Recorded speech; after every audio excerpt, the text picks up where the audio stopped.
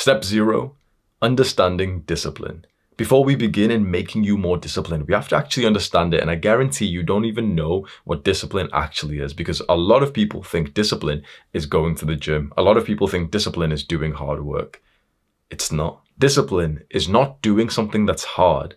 It's doing something that you specifically didn't feel like doing. So we need to explain 3 concepts, which you're going to find really interesting, because there's motivation, there's discipline, and there's willpower.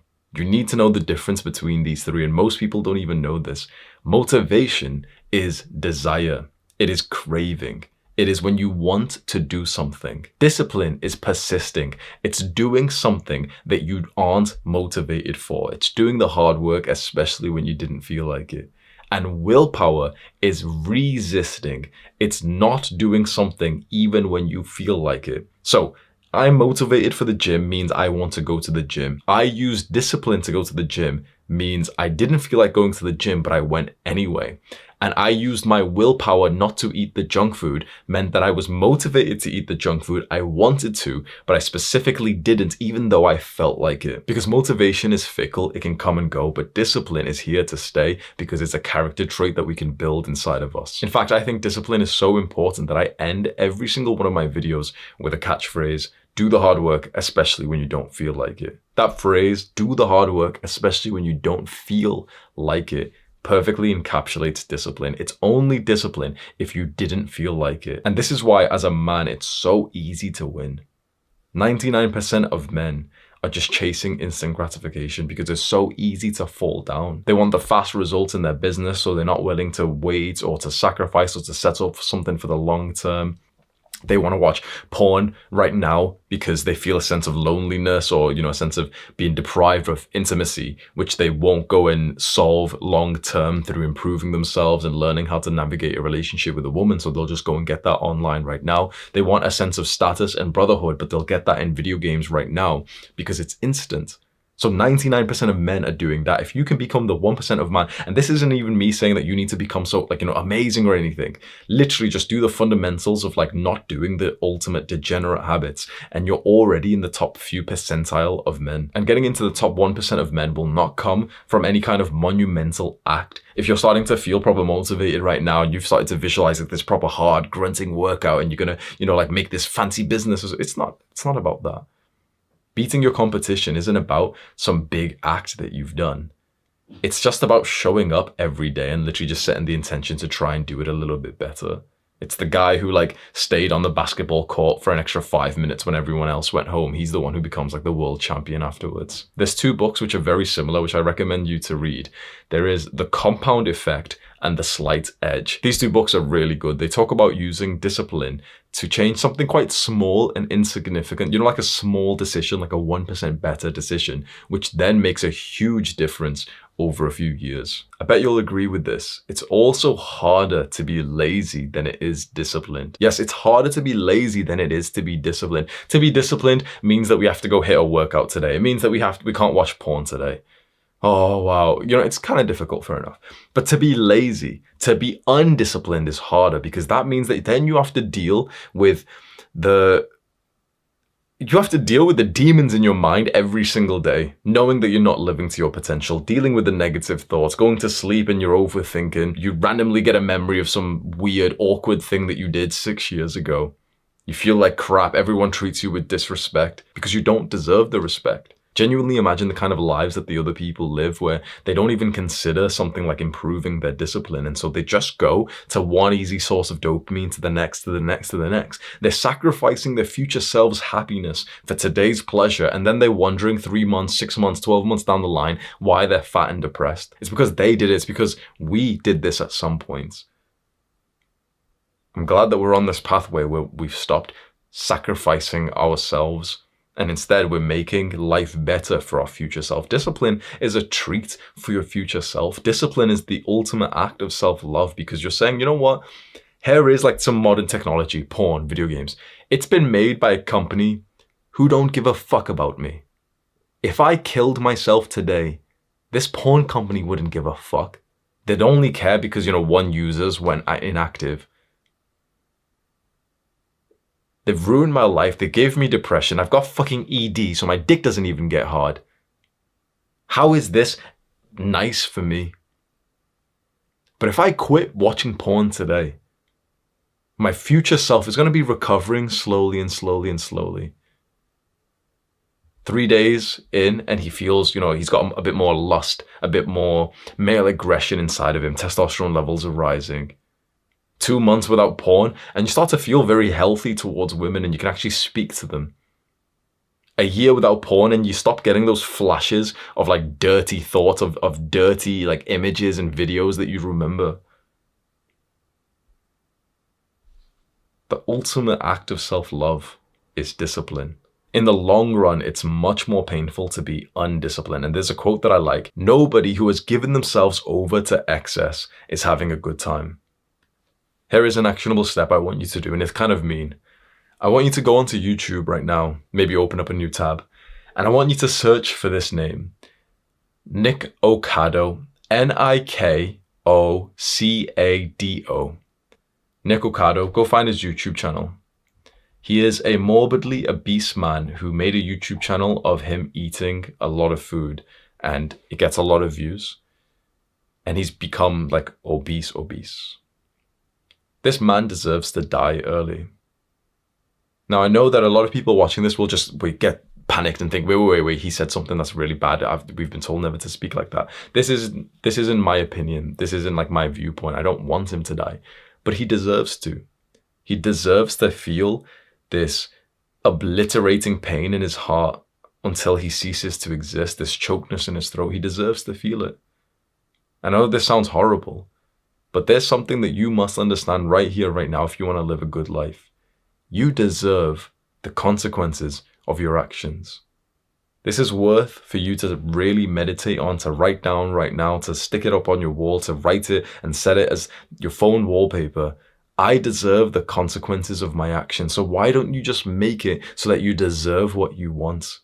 Some people deserve to be obese, sick, and close to death, whilst others deserve to have a six-pack, to have high testosterone, to have a wonderful relationship. Others deserve to make a lot of money. Others deserve to be depressed and suicidal. Because it all comes down to the acts that we're willing to partake in. And so if you're willing to, for example, like this young man is, eat and eat and eat and eat, you deserve the consequences of that. Now, of course, some shallow breather might be watching this and think, well, so do you deserve to be hit by a bus? Barring extreme circumstances, let's use our brains here. Extreme circumstances, extreme accidents are different. If you've done everything right, you're just walking on the pathway and a car, there's a freak accident and like a brick gets thrown up into the air or a car swerves into you even though you were on the pathway, that's a bit different. Likewise, if you're just like, just minding your own business in a shop and someone just hits you out of nowhere, that's different.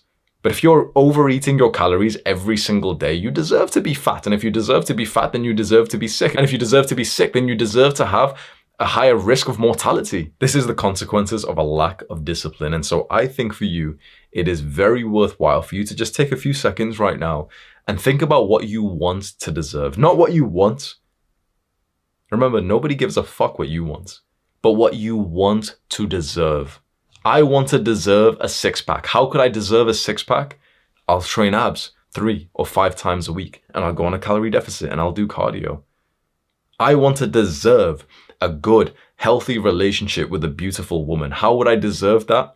First of all, I'll deal with some kind of problems that I've got internally. I'll learn how to actually speak to people and effectively communicate. I'll learn how to actually be, first of all, a good partner. I'll learn what that kind of woman, this high quality woman, would be attracted in a guy. I'll develop those things myself, and then I'll also try and put my best front when it comes to dating. I'll stop watching degenerate red pill content and I'll start embracing more faith and spirituality.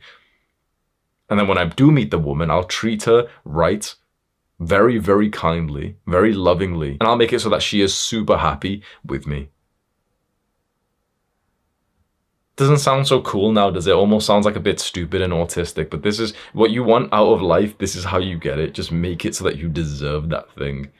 Take a second right now as an actionable step to just think of what you want to deserve in life. And your brain will already start to work on, okay, well, here's how we do it. What I will say is that the greatest reward of being disciplined is not the physique or the money or the girl in your arms, but it is the man that you become. I feel good being me. And I know that there's quite a lot of guys watching this who it won't really click in their mind. So I just want to kind of explain this. Just imagine this, like imagine genuinely waking up every day and being happy that you are you. Because for a long time in my life, I couldn't have said this. I wanted to be that other guy. I wanted to be that guy with the real world results. I wanted to be the guy with the six pack. I wanted to be the guy who, had the likes on Instagram. I would not change myself for anyone. It's like your own internal perception. You start to like yourself. You start to respect yourself. My brain is producing more and more positive thoughts about myself than ever. Think about that. My own mind is actually starting automatically to like say nice things about me through the day. When your brain wanders when you're trying to read and it thinks about something else or it thinks about memories and stuff, my brain mostly now is going to positive stuff. Certainly in a student light. So, it's not like I'm just egotistical thinking that I'm amazing, but it's more that I've got like a sense of bliss thinking like, yeah, well done. Yeah, awesome progress. I've been working super hard. I'm not thinking, yeah, I'm better than everyone else. And, like, oh, I'm so amazing. I don't need to learn anymore. It's the exact opposite. I really do think, okay, I want to learn more. What can I learn? How can I improve? So I've still got a student mindset, but it's just very positive and pleasant. I think that's the best reward of discipline so far. Step 1, ego. Before we can really begin to get super disciplined, we need to destroy your ego. Because there's a reason why you're not going to make any progress watching this. There's a reason why you're going to stay in the same position. I hope you don't, but there is going to be a huge reason.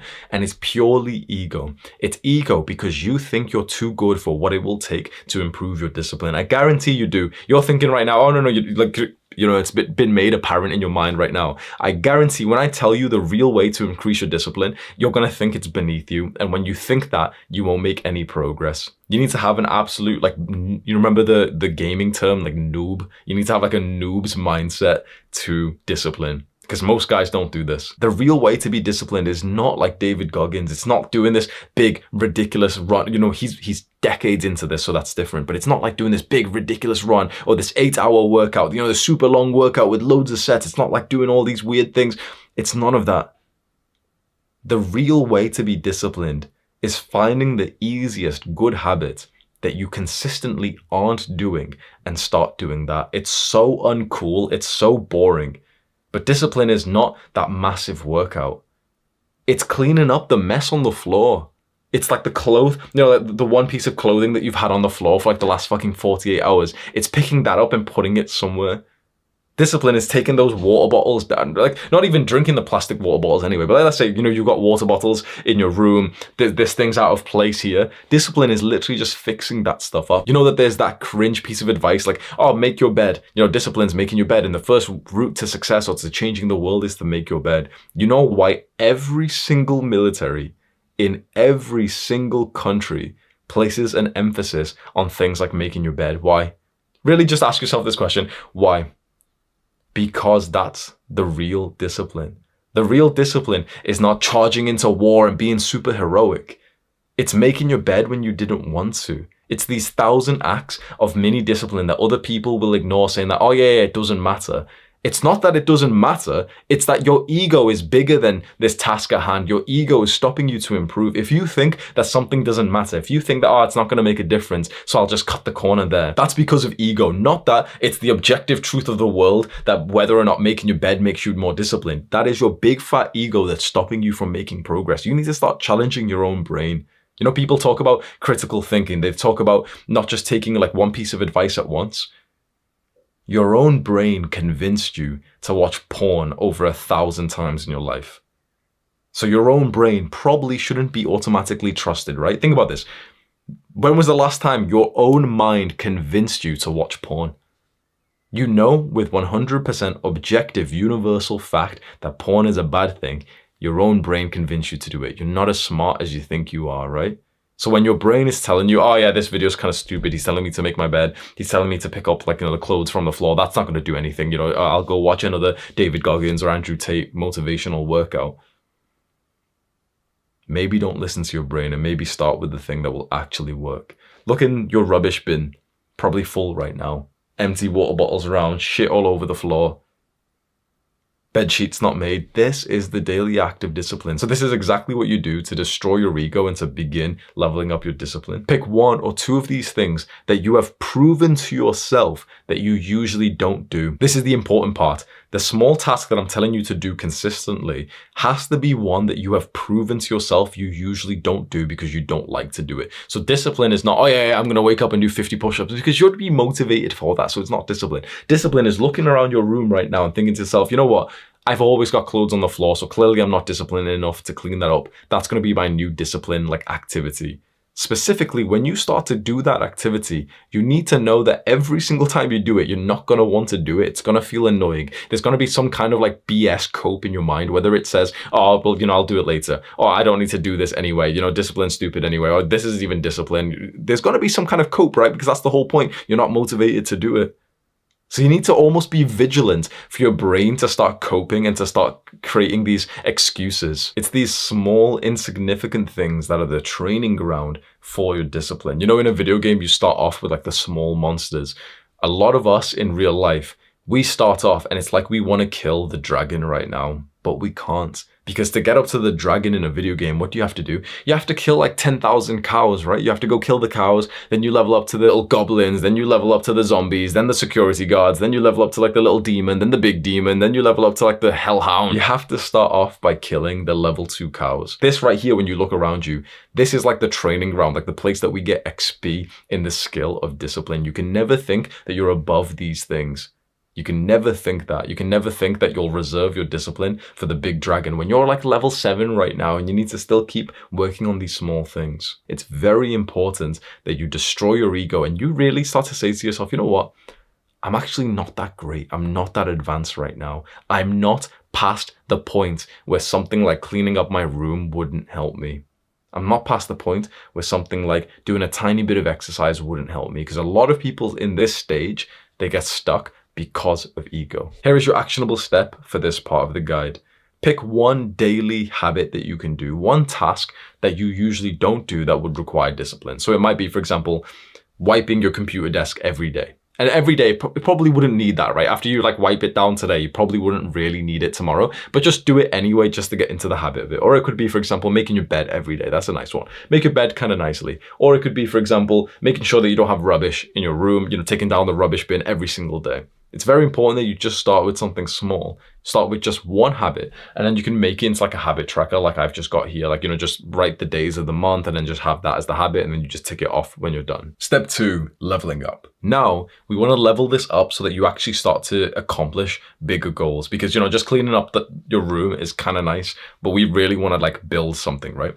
So let's talk about some big goals and how you'd actually level up your discipline. For example, let's say building an aesthetic body, like a 10 out of 10 physique from the gym.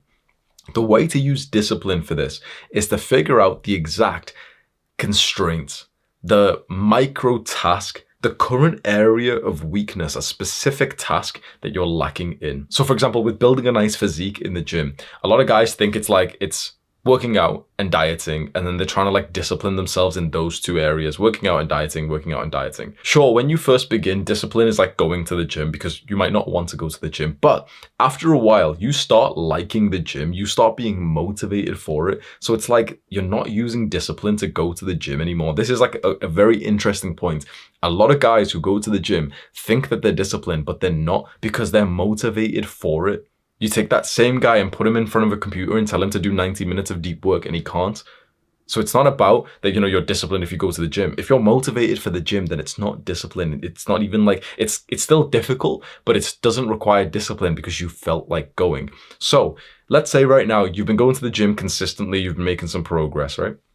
You're probably kind of motivated for it right now, which means that your discipline is kind of saved for something else. Most guys will just stop here and wonder why they're making less gains as time goes on. You make like the noob gains and then you just kind of plateau after that. Most guys wonder why. It's because you're not utilizing discipline in the next level, the next step. So you're consistently going to hit the workout, but there's somewhere in the realm of fitness that currently requires your discipline, which you're not very conscious of, and it's a very specific task. That task could be something as specific as making sure your kitchen scale has always got chargeable batteries inside of it, batteries that are charged so it turns on, because sometimes you might find that when the battery dies, you don't end up tracking your stuff for like weeks at a time. Or it could be, for example, making sure that you fill up your water bottles at nighttime and keep them next to your bed so that the exact moment that you wake up, you can start to drink a lot of water and hydrate before your workout in the day. It's like these new specific habits require your discipline right now compared to the big thing that used to, like going to the gym. So you do see this is the way to level up. At first, we use discipline for some of the core activities, like, just eating protein or going to the gym. But soon those activities kind of feel like a little bit automated, like they become habits and they don't really require much discipline anymore. Most people will just stop here. What you need to do is figure out, okay, what's the next thing that I could discipline myself on that will still get me some results? And this is how, like, the concept of, there's less to gain the more progress you've made. At first, to make progress, you just go to the gym. But then after that, you've got to start tracking your macros. After that, you've got to start tracking your micros. After that, you've got to perfect your sleep. There's less and less and less things for you to improve on, which is the nature of becoming an expert or a master in your craft. For example, another micro task could be going straight to the yoga mats after you finish your workout, grabbing one of the mats, setting it down, and just stretching for like 2 minutes. Over the grand scheme of things, that would help you in your goal of building this 10 out of 10 physique, because you'll be way more flexible and you'll be able to get better range of motion in the lifts, right? So it's that's a very specific micro task. That is the thing that would need discipline. The exact moment when you finish a workout, but you stay, even though you don't want to, even though you don't feel like it, you stay to stretch for a couple of minutes. That's where you need discipline right now. It's these small micro tasks, these little pockets of potential that you're leaving on the table because you're only focusing on the basics. These things seem insignificant right now, don't they?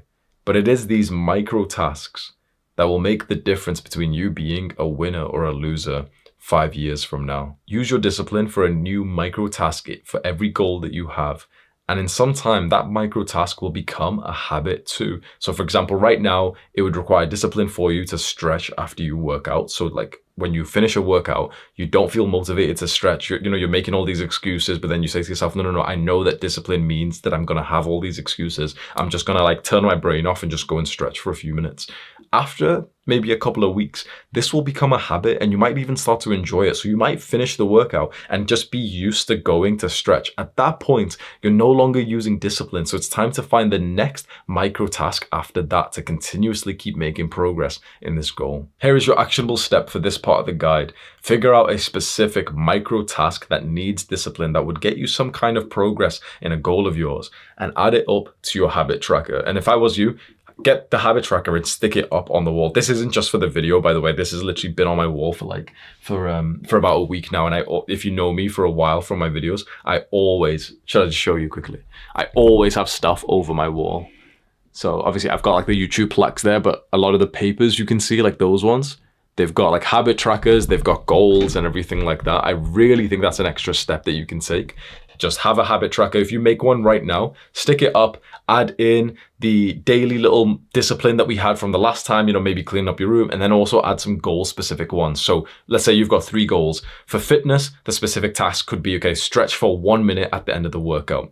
For your work, it could be to read 3 pages of a book every single day. Or it could be, for example, to meditate or something. And then let's say for relationships, it could be to just hug your mum first thing in the morning as soon as you see her. Easy things, right? They're not actually that difficult. They're easy things, but there might be things that you don't consistently do right now because you don't really feel like it. So please remember this. The next time you're about to do one of these tasks, you will genuinely not want to. You will probably not be motivated. Your brain will probably start coping and saying, I don't have time, I'll do this, it's a bit awkward, it'll start to cope. Just remind yourself that is the sign that you are using discipline. It's specifically when your brain is trying to convince you against it, which is awesome because now you're training against that weak part of your mind that wants you to be complacent and mediocre and weak. We're destroying it with our own intentional effort. The next time that you finish up a workout, walk blindly, like automatically to the yoga mats, get one, and literally just like do a cope stretch is what I call it. Like literally just like, just grab your knee, or do a little stretch for like 30 seconds. Because the idea is you're not trying to be like some professional, flexible person right now. You're starting with this almost like a child would. And the idea is if you did this, 3 times a week, 5 times a week, 7 times a week right now for the next year, 5 years, bro, in 5 years time, you're going to be like the most flexible person. You'll be able to do all like the weird shit, and like that would genuinely help you. You would genuinely unlock your body and be able to like just work and move so much better. And the same with, for example, 30 seconds of meditation today. You don't feel like it. It's kind of boring and, it drags on a little bit. But you start with 30 seconds or a minute today and you keep doing it, even though you don't feel like doing it for an entire year. And by the end of the year, you're probably used to doing 10 minutes every single day, which is perfect. 10 years from now, you're meditating 20 minutes a day, 30, 40, 1 hour every single day, which is insane when you compare that to like normal people. This is how you get ahead in life. It is always these small micro pockets. This is how you end up having like a relationship with your parents so much better than everyone else our age. Everyone's so individual and so like, so against family, like almost no one's family orientated these days. When you're the guy who simply all you do is discipline yourself to just hug your parents every single time you see, like, every morning when you see your parents, if you live with them. I always hug my mother. Like, it's not hard to do. It's just that often you don't really feel like it. Your brain tries to convince you that it's awkward or something. It's a 10 out of 10 habit for me now. It doesn't require discipline. I just do it kind of blindly. And I saw literally just saw the smile because it's morning time right now. I just saw the smile on my mom's face as always every time I hug her in the morning. I'm just used to it. If you've already got some kind of value from this video and you think that it's really helping you, please just do me a little favor. Do the YouTube algorithm stuff. I hate saying this, but it really does work. So the like and the comments and spam the comments and share the link to some friends. If you know that there's some people who would benefit from more discipline in their lives, maybe some guys who are on self-improvement or some guys who should be on self-improvement. If you send this link to a couple of people, that would be huge for me. And my goal with these guides that I'm spending a lot of time on is that even years from now, you keep mentioning it to people. That would be like the greatest gift you could ever give me, is that you just casually just say it to someone like, oh yeah, you should watch Hamza's full discipline guide. That would genuinely bring like the biggest smile on my face, because if you're spreading word of mouth to other people, that means that I've really produced something which has contributed to humanity, which is awesome. Chapter 3, Discipline in Work and Studies. Back in June 2023, I'm about to send my dad a message. He's driving right now, but he's got someone in the back seat, someone who he doesn't want there. He's got a woman in the back seat, and he has to be polite to her. He's a taxi driver, and he has to be polite because that's his passenger. I'm sending him a message telling him of the recent success that I've had in business. I'm sending him a screenshot of the cart notifications that I've been getting and how much money I've been making. £100,000 per month. I tell him that I'm on track for my goal of 3 million this year and that he doesn't need to drive the taxi anymore. I'm getting flashes of the last few years that I've dedicated my life to this goal of this business, this online income. And this was a big moment for me. And I'm thinking how awesome it's going to be. He's going to come home and together we'll take off the taxi stickers that are on the car, and I can record it and I'll get a lot of views. But unfortunately, that's not what happens. Because my father doesn't come home as expected. He does come home. But as I see the car pull up into the driveway, the taxi stickers are already gone. I was waiting there ready to record the moment that we're going to be taking them off. And I asked him, wait, you already took them off? It turns out that the moment that I sent my dad the text message, or the moment that he saw it, he didn't even wait to come home to get rid of all of the signs that made it clear that he was a taxi driver. He pulled up at the side of the road and did it there. And it hits me that for the last 20 years, my parents have dedicated their lives to raising me and my siblings, and my dad has worked these low status jobs. My dad has sacrificed status as a man, status, to just provide for the family. And he was pained by that. He was agitated by it, but he just did it just for the sake of family. My dad had a much better job in Pakistan. He had more of a leadership position, more of a manager inside of a big paper mill engineering position. And here in the UK, he told me from his words, he's worked more as a laborer. Now, 20 years later, I'm 26 years old, and I've finally been able to pay it back. There are many people out there your age who are making an unbelievable amount of money. And one of the first things that the smartest people in this group do, they retire their family.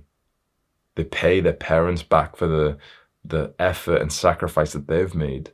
And it's such a beautiful experience. It's to be a son who retires his father is a beautiful experience. I think it's like every son's duty. And it's gonna require discipline.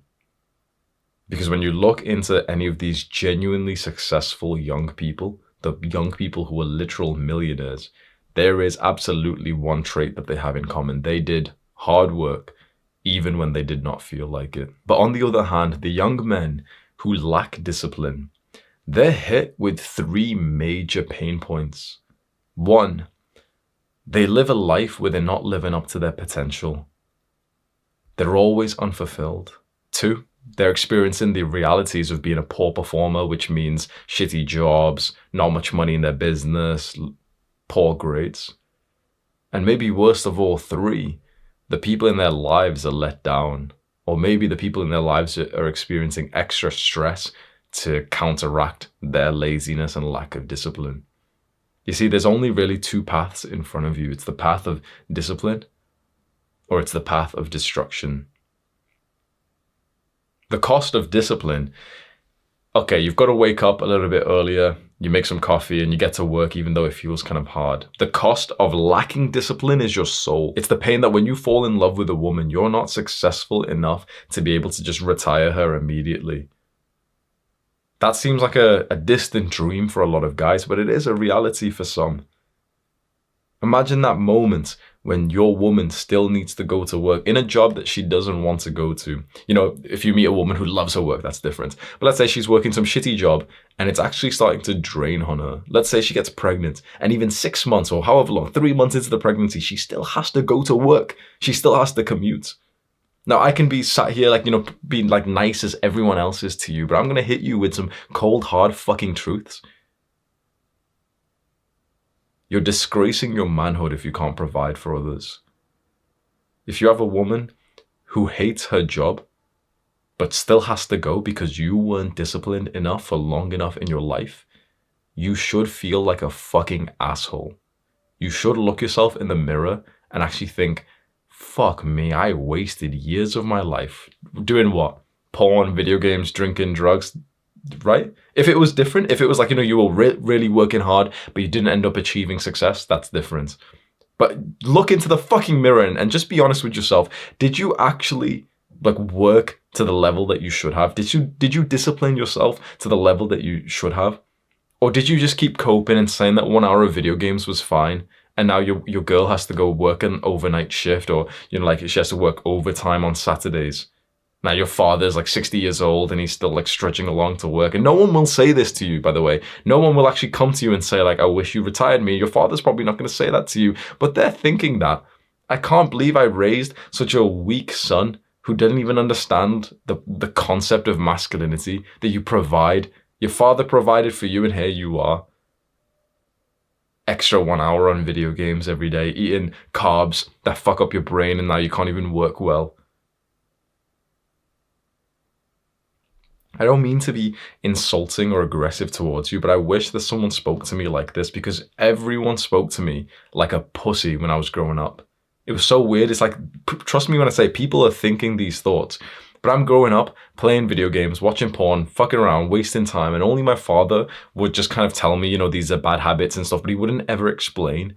I wish he sat down, maybe I would have thought of him worse, but I wish he sat me down and he said, you shouldn't be playing video games, because in 10 years, I wish that you would retire me. I wish that I'd stop working these shitty jobs that I hate, and I hate my life, and I have to drink alcohol to be able to sleep. I wish in 10 years from now you'd be able to retire me, and I don't believe you'll be able to do that because you keep spending 2, 3, 4, 5 hours a day on video games.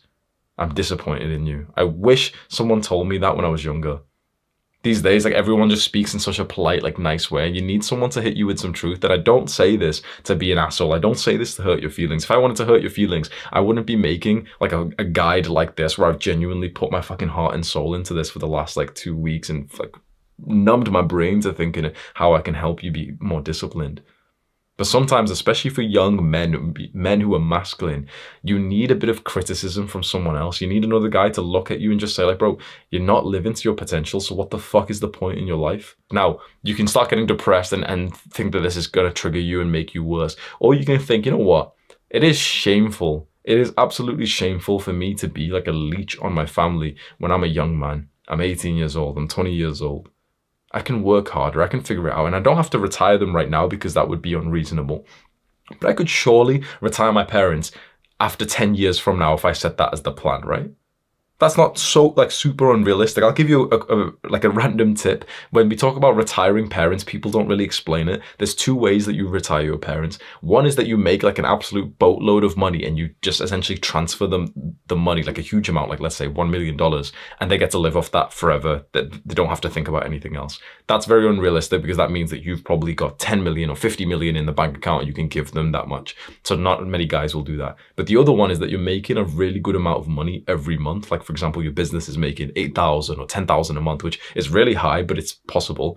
And then from that, you give them more than what they need to be able to pay off all the bills. So for example, you give your parents like $4,000 a month, which means that suddenly they don't even need to work anymore. Let's say like your mother right now, like how much does she make?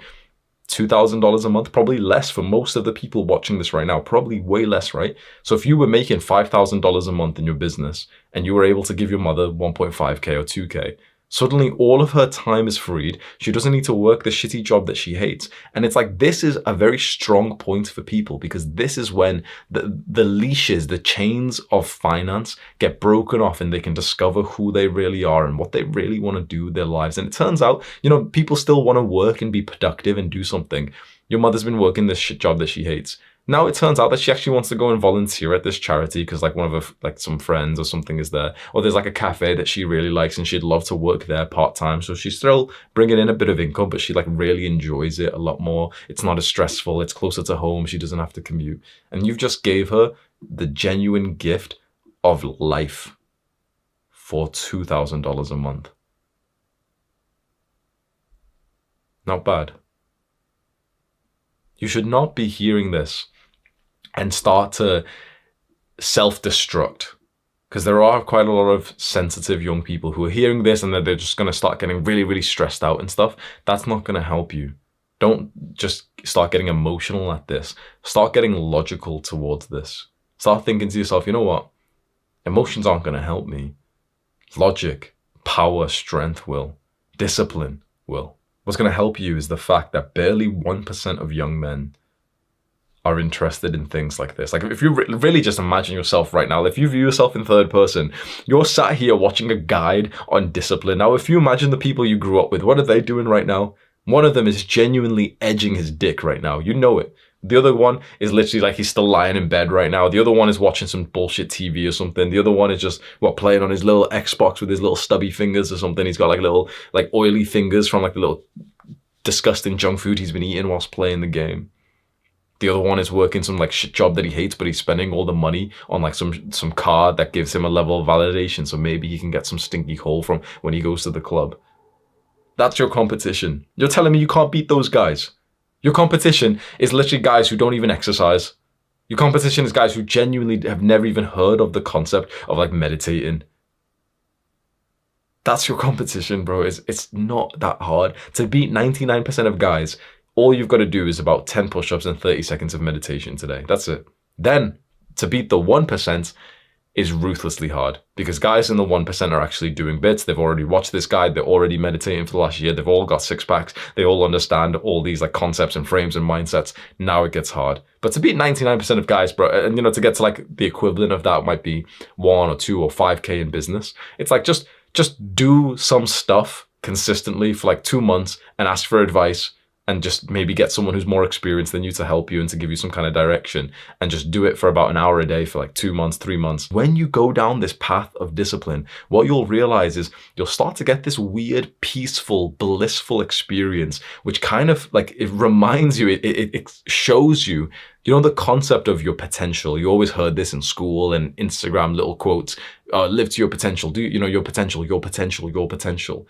When you start to dedicate yourself to discipline, and really don't bullshit yourself, you really become disciplined in the areas that you didn't want to. Like, you kind of want to, but you know, you don't feel like it, you're not motivated and stuff, and you really start to do hard shit.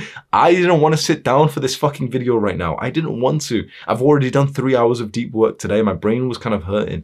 And for like a break, like a vacation, I closed my eyes and did some deep breaths, and now I'm here. Now I'm recording for like a solid probably 2 hours whilst I'm here. And it feels phenomenal. Because as I'm doing this, there's no thoughts in my mind. I've challenged myself today, so I get a free flow state. This is the happiest like a human can be, is when you're experiencing flow and there's no thoughts in my mind. I don't need to fake it. You know, I'm not like some people will pretend that they're happy with their work and they'll show you like a fake smile. I don't need to show you like a massive big smile. I am totally and utterly like content and almost slightly like enlightened in this exact second right now because of discipline, because I've put the hard work in to be here today. So I'm in like a flow as I deserve. The moment that I'm done recording this, I'm going to feel phenomenal. I've accomplished more in this morning than I used to, genuinely over an entire month. It's 10 a.m. I woke up at 5. It's awesome living like this. Now I want to talk about some specific strategies that you can use to use discipline in your work and your studies. Step 3.1, wake up early. Now either choose to wake up early or to stay up late. But I think that you should have either one of these extreme, like this pocket of window, very early in the day or very late at night, where no one can contact you. And that's when you can work on something which is really, really important. This is building up to the most important productivity tactic that I could be telling you about. You must have a few hours of the day when no one will contact you, when no one's awake, where it's just kind of you with some silent enthusiasm working on something that's super hard and like, you know, the hardest task possible. And it like 100%, trust me, that I highly doubt that you could do this in the middle of the day, and you need to wake up early, 4 a.m., 5 a.m., 6 a.m., or you stay up late, midnight, 1 a.m., something like that. You can choose which one it is. Some people are way more night owls and they do really good work there. Some people are way better in like the morning time. I'm way better in the morning. What I will say is I do genuinely think the morning is better for pretty much everyone, because when you stay up late, you do automatically experience problems. There's more people who are still awake at 11 o'clock, even midnight. You can't drink coffee or caffeine or anything. If you see any bright lights or like, you know, any lights from your computer past about 10 p.m., it really does start to fuck up your mental health. Like Andrew Huberman talks about this a lot, that if you look into the computer or phone past 10 p.m. or 11 p.m., it starts to produce like depressive symptoms inside of you because it's totally unnatural to see light at that time. When you wake up early at 5 and you see light, it's absolutely fine. It's actually kind of healthy.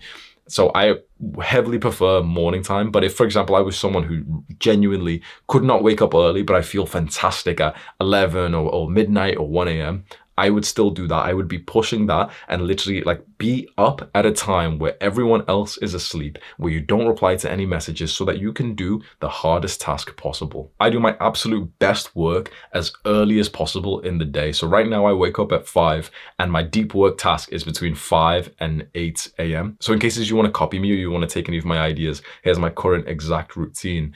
At 8 p.m. I shut everything down, non-negotiable. I don't care if I'm on a call, if I'm doing anything. At 8 p.m. everything is shut down. That's when I'll go and do my nighttime routine, and you know, I'll brush my teeth, I'll floss my teeth and stuff, set up my room and everything, set up tomorrow for work and everything.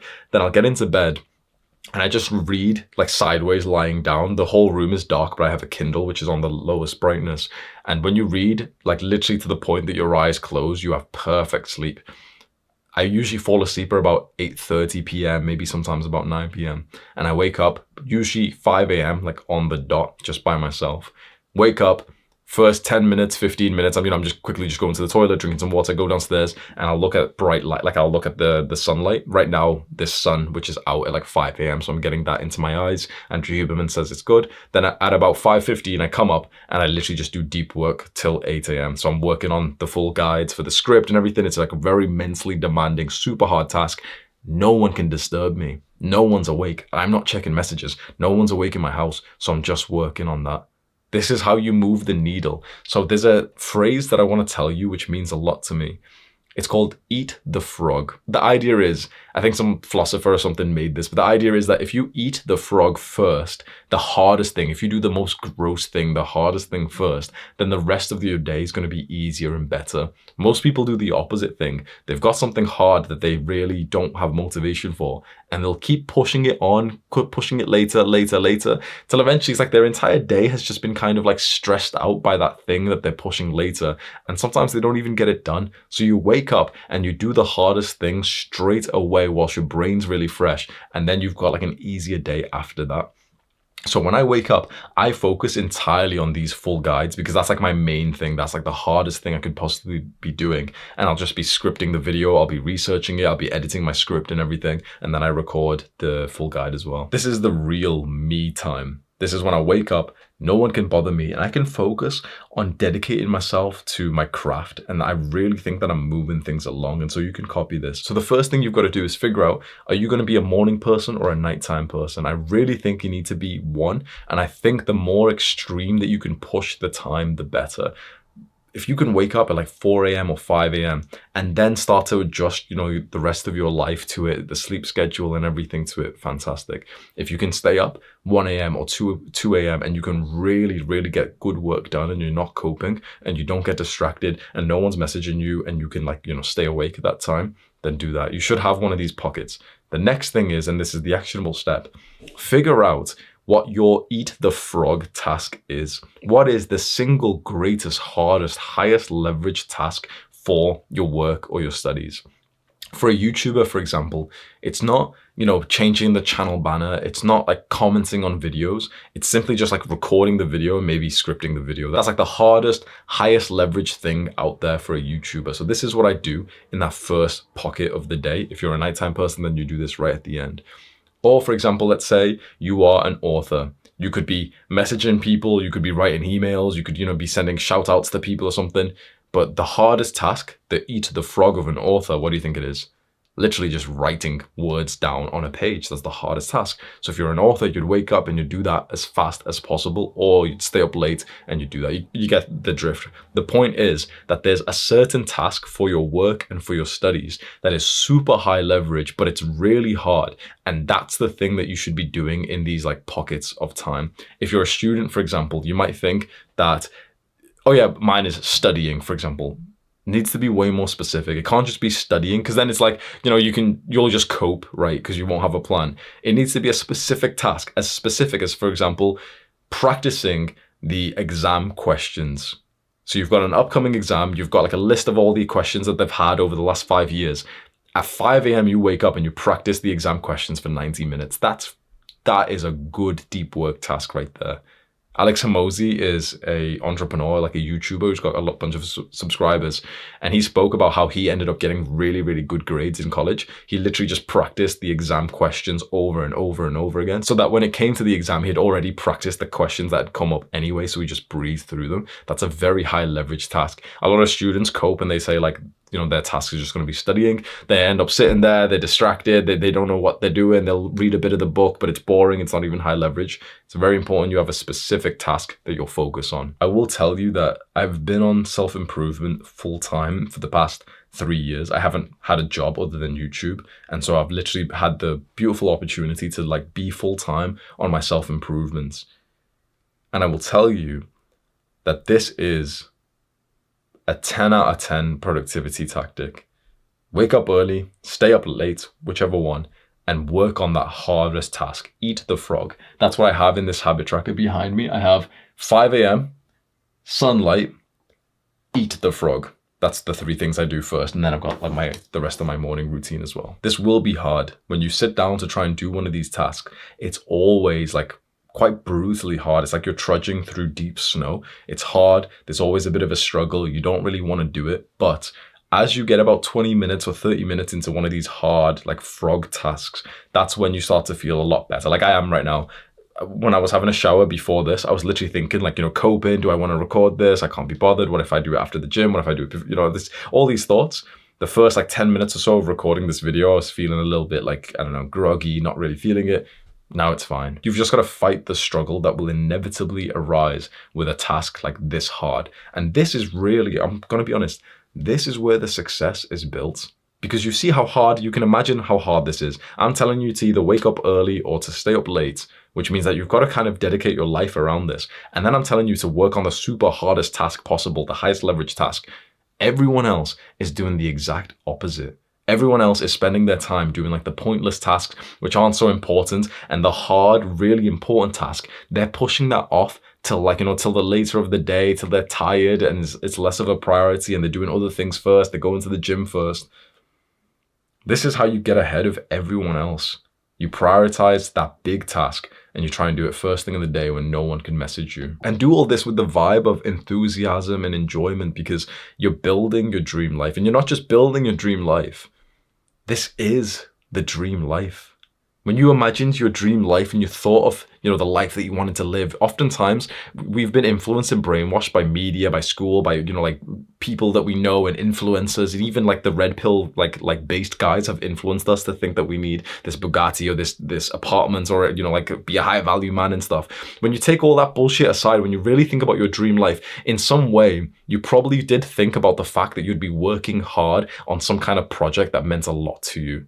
Because if you think that, the dream life is you just kind of retiring and having enough money, I have to say you're quite immature and foolish. Not in a insulting way, it's just because you haven't experienced life. Anyone who's experienced life, especially as a man, knows if once you make a fuck ton of money and you can pretty much retire, you don't, because it's boring as fuck. You need some kind of purpose, fulfillment, right? So it's like this already was going to be the dream life for us, and we can have it today. We can have something that we can work hard on that contributes to humanity, that also gets us to the point that we can start to provide for our families. A year or so ago, I remember being on Instagram, and there was an Instagram reel of like a basketball player who was like, saying this like motivational quote. And he said, "Those days where you wake up early and you work hard, those days when you stay up late and you work hard, those are actually the dream." Which is super, like, I remember watching that and thinking that's actually so true. I don't know if my Instagram's linked in the description. You can follow me if you want. I don't even post on it, but, and it's very true. The dream is not the subscribers. It's not the car. It's not the number in your bank account. It's just working on something that actually means a lot to you. If you disagree right now, you might be working on the wrong thing. You might be, for example, either being forced or you're maybe forcing yourself to work on something that you don't actually care about. You're only doing it for the external validation, the results. This is why it's very important to slow down for a second and, your response to everything I've been saying here. If it seems kind of depressive of like, oh man, I've got to work hard on this task, it's going to be shit and stuff, but, maybe I'll eventually make money. It's probably the wrong thing for you, because the right task is going to be the kind of one where it's still super difficult, but you're actually thinking, man, a life of me waking up early and working on that would actually be a pretty good life. It would be hard. And of course I want other parts of my life too. But I would actually enjoy that. Like that would be good for me. That would be good for the world. Oftentimes, many young men, they choose the work, they choose the studies, which they don't actually feel intrinsically motivated or internally pulled towards. Rather than you just choose whatever your latest red pill influencer has been telling you. What I highly suggest, if you're relating to this right now, close off everything for a little while and just kind of, don't use your phone just for a few minutes. And just kind of sit silently and just ask yourself, what do you really want? And question that and maybe journal it and think to yourself, okay, where have these desires formed into my mind? Why do I want to be rich? And it sounds like a stupid question, but ask it. And you won't want to write it down. I guarantee you'll be too much of a pussy to admit this, but you'll say that you want to be rich just because Andrew Tate talked about being rich. That's it. That was the only reason why. If he didn't, and if other people didn't, the concept of being rich might have never formed in your mind, because that wasn't what your purpose was supposed to be as a man. You hear so much about purpose. None of these guys online know about purpose. Purpose isn't about becoming this successful, high-level man who wears a fucking shirt, pretends he's Andrew Tate, does the fucking sign, and then smokes a cigar. That's not purpose. Purpose is detaching away from everything, being in solitude, or with some good men, which you probably have not even met just yet. Being in complete solitude and really investigating the reason for why you fucking exist. And it will probably not be related to anything that you see these guys showing you, these male role models showing you, this life of hedonistic, this materialistic degenerates showing you that, oh, here I am in Dubai and, you know, I'm sleeping with lots of girls. But, you know, if a woman sleeps around, then she's a hoe, but I can sleep around. You know, she's damaged if she sleeps around, but I can damage her. Buy my course. Hustlers University. You know, people are fucking doing this shit online. The more you watch that kind of content, or content in general, the more that your brain and your heart will be polluted with weird new desires that weren't ever your own. You must spend some time away from everything and detach and slow down. And slowly you'll start to figure out what you really want. But you're a bitch. So what you really want isn't as cool as what Andrew Tate wants.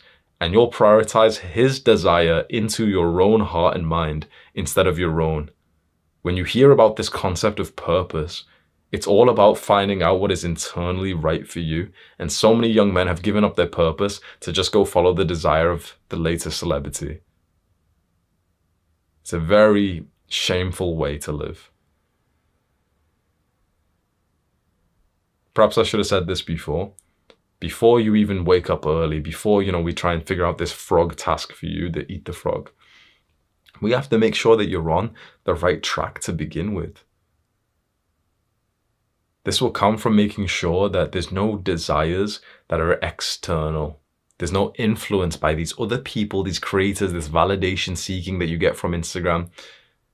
It's awesome, for example, to go build your body. It's awesome to go to the gym and train hard. But if you're training hard to get the Instagram likes, it's probably not a good thing. If you're training hard to get more likes on Tinder, like I was for a very long time, it's probably not a good thing. If you detach away from all of that and you pretend like none of that exists and you are just here empty in this room for a few minutes, you'll start to really like question things, and you'll be so scared of doing that because you were on the path to gain validation from other people as you started to fulfill someone else's desires. The truth is their validation's fucking useless. So it's valuable for you as an extra actionable step for this video that's unplanned to spend maybe 10 minutes, maybe 5 minutes, maybe preferably a couple of days. Zero technology, zero words spoken from your mouth to anyone else. Pen, piece of paper, sit there, look at your wall, talk out loud, and ask yourself questions of like, why do I desire? Where did this come from? No. I know that Andrew Tate made a good reason, but like, where did it come from? It came from a Tate podcast. Oh, it came from a Red Pill podcast. Yep, I was watching another one of those useless podcasts where the angry men come on and they shout at the women for being hoes, and then the same men talk to those women afterwards and try and sleep with them. That's where my desire came from, and that's where I'm dedicating my life to. When you say it out loud like that, you feel like a fucking idiot, don't you?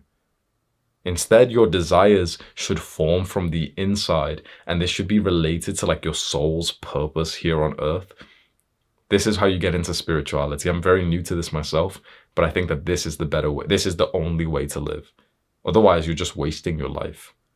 Because we know that achieving these external things, we know that that doesn't lead to happiness or fulfillment. We know this, right? You don't even need me to like question this. We know for a fact that when you get the house or the car, that every rich guy says this, when you buy the house or the car, it's like nothing. Go and look at a video. Iman moved into his place in Dubai. Look at his face when he explains. Like, yep, like he's bored. Look, buys the new car and he's super happy driving it, and then watch how he talks about it the next time. It's like, it's boring. When you get these like little materialistic toys, it's boring. It doesn't add anything to your life. And imagine sacrificing a year of your life for that little fucking like smile as you're driving this car that you've wasted like a year of your life. You haven't hugged one of your like family members for a while. Like, instead, very important, detach, figure out your real purpose, figure out your real desires. I know that this is going off topic here. I should mention this almost every video because there's no point in living if you're on someone else's trajectory. There's a few quotes that I really like. Days are made of mornings and lives are made of days.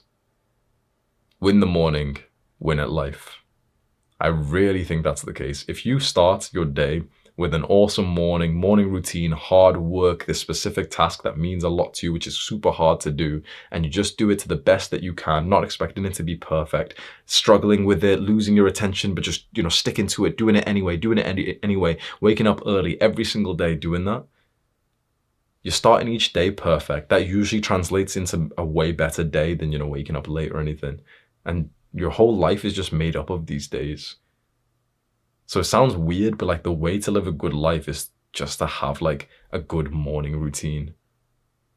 There's a lot of power in that. So an actionable step for you right now is to add on to your habit tracker something like either wake up early or eat the frog. I've just wrote eat the frog. Oh, I've got both. I've got 5 a.m. and I've got eat the frog. And this way, you're going to hold yourself accountable. And if you stuck this up on your wall, it's very obvious you can't escape it. So that's why I love sticking up these papers like this on my wall. This is the route to self-mastery. It's allocating time to the hardest task you could possibly be doing. And usually that means waking up early, which is such a blissful experience. And I'm actually excited for you, if you haven't already, to get into this. Step 3.2, excellence in all areas. If you're okay with dust piling up on your desk, then you'll be okay with tasks piling up in your to-do list. If you're okay with leaving things out of place, then you'll probably be okay with sending an email with a spelling mistake. If you're okay with leaving the gym before you've actually finished your workout, you'll be okay with cutting corners in your studies or your work, and the results that you get in life will show. But more than that, you will know that you are a messy room kind of entrepreneur. I learned of this concept of excellence in all areas from an entrepreneur called Sam Ovens. He has a YouTube channel. You can just go search for Sam Ovens, and he's recently made this platform, like this online community website called school.com. That's where I host my business as well. And he ended up just like, in one random video of his, he showed that he had principles for his like previous business, like the kind of guidelines and rules and mindset that everyone in his business was following. And one of them was excellence in all areas. They won't cut corners. And I've been inspired by that since. And that's something that I want to get into myself. Excellence, not in just the work that you produce or the videos that you make here, but excellence in, for example, the form that you have in your workout in the gym. Excellence in your diet, excellence in the way you hold eye contact when you're speaking to your loved ones. It's without a doubt that the students who are well hydrated, they've got good diets, they go to sleep on time, will get better grades than the students who stay up late on TikTok, who refuse to drink water because they don't like the taste of it. That's obvious, it's common sense. And yet people miss this out. This is undeniable, we know this. Because these are the people who have got their life in order, trying to get better grades when you're dehydrated, or trying to make more money from your business when you don't even make your bed every morning, or trying to make gains in the gym when you refuse to improve your diet and you keep eating sugar. That's obvious, it's common sense, it's basic, but a lot of people miss the basics, and you might be one of them. If, for example, you're a guy who's always well hydrated, there's probably another area of life that you're not even hitting the basics on just yet. Maybe your form in the gym, if you're just being honest, maybe your form in the gym is shit. It could be. Have you ever had a personal training session to have someone else, like a professional, evaluate your form? Have you ever trained with someone who's got 10 years of experience? Have you ever even like sat down and watched 50 different videos on how to like bench press correctly, how to increase your squat form and everything? All of this pursuit of becoming excellent comes down to just your mindset of setting higher standards than you have done previously. So again, this is something that you can do. You can look around your room and just think, okay, what could I slightly increase the standards of? A lot of it for a lot of people is cleanliness, and you can increase the standards there. Maybe you can increase the standards slightly of the clothes you wear or the hair that you keep, the way that you groom yourself. A lot of young guys, including myself, kind of let ourselves go with a little bit of laziness. So booking in a haircut once a week or 2 weeks, and with this new mindset, okay, I'm going to have higher standards for my appearance.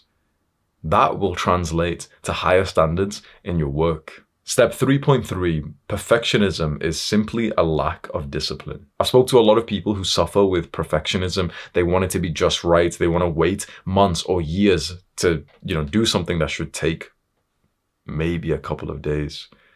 And I speak to a lot of guys who want to become YouTubers. Maybe they've been inspired by seeing like my YouTube channel growth.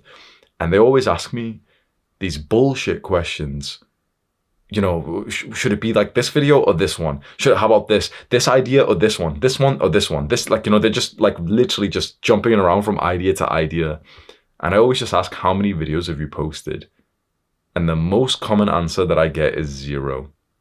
Here we have a young man who's overthinking to such a crazy level, thinking, wait, should his videos be like this or like this, like this? And he's made 0 videos. So he doesn't even understand. This is like a fat guy sat here saying, no, I won't go to the gym until I've got the perfect workout routine. How do you think you'll find the perfect workout routine? You go.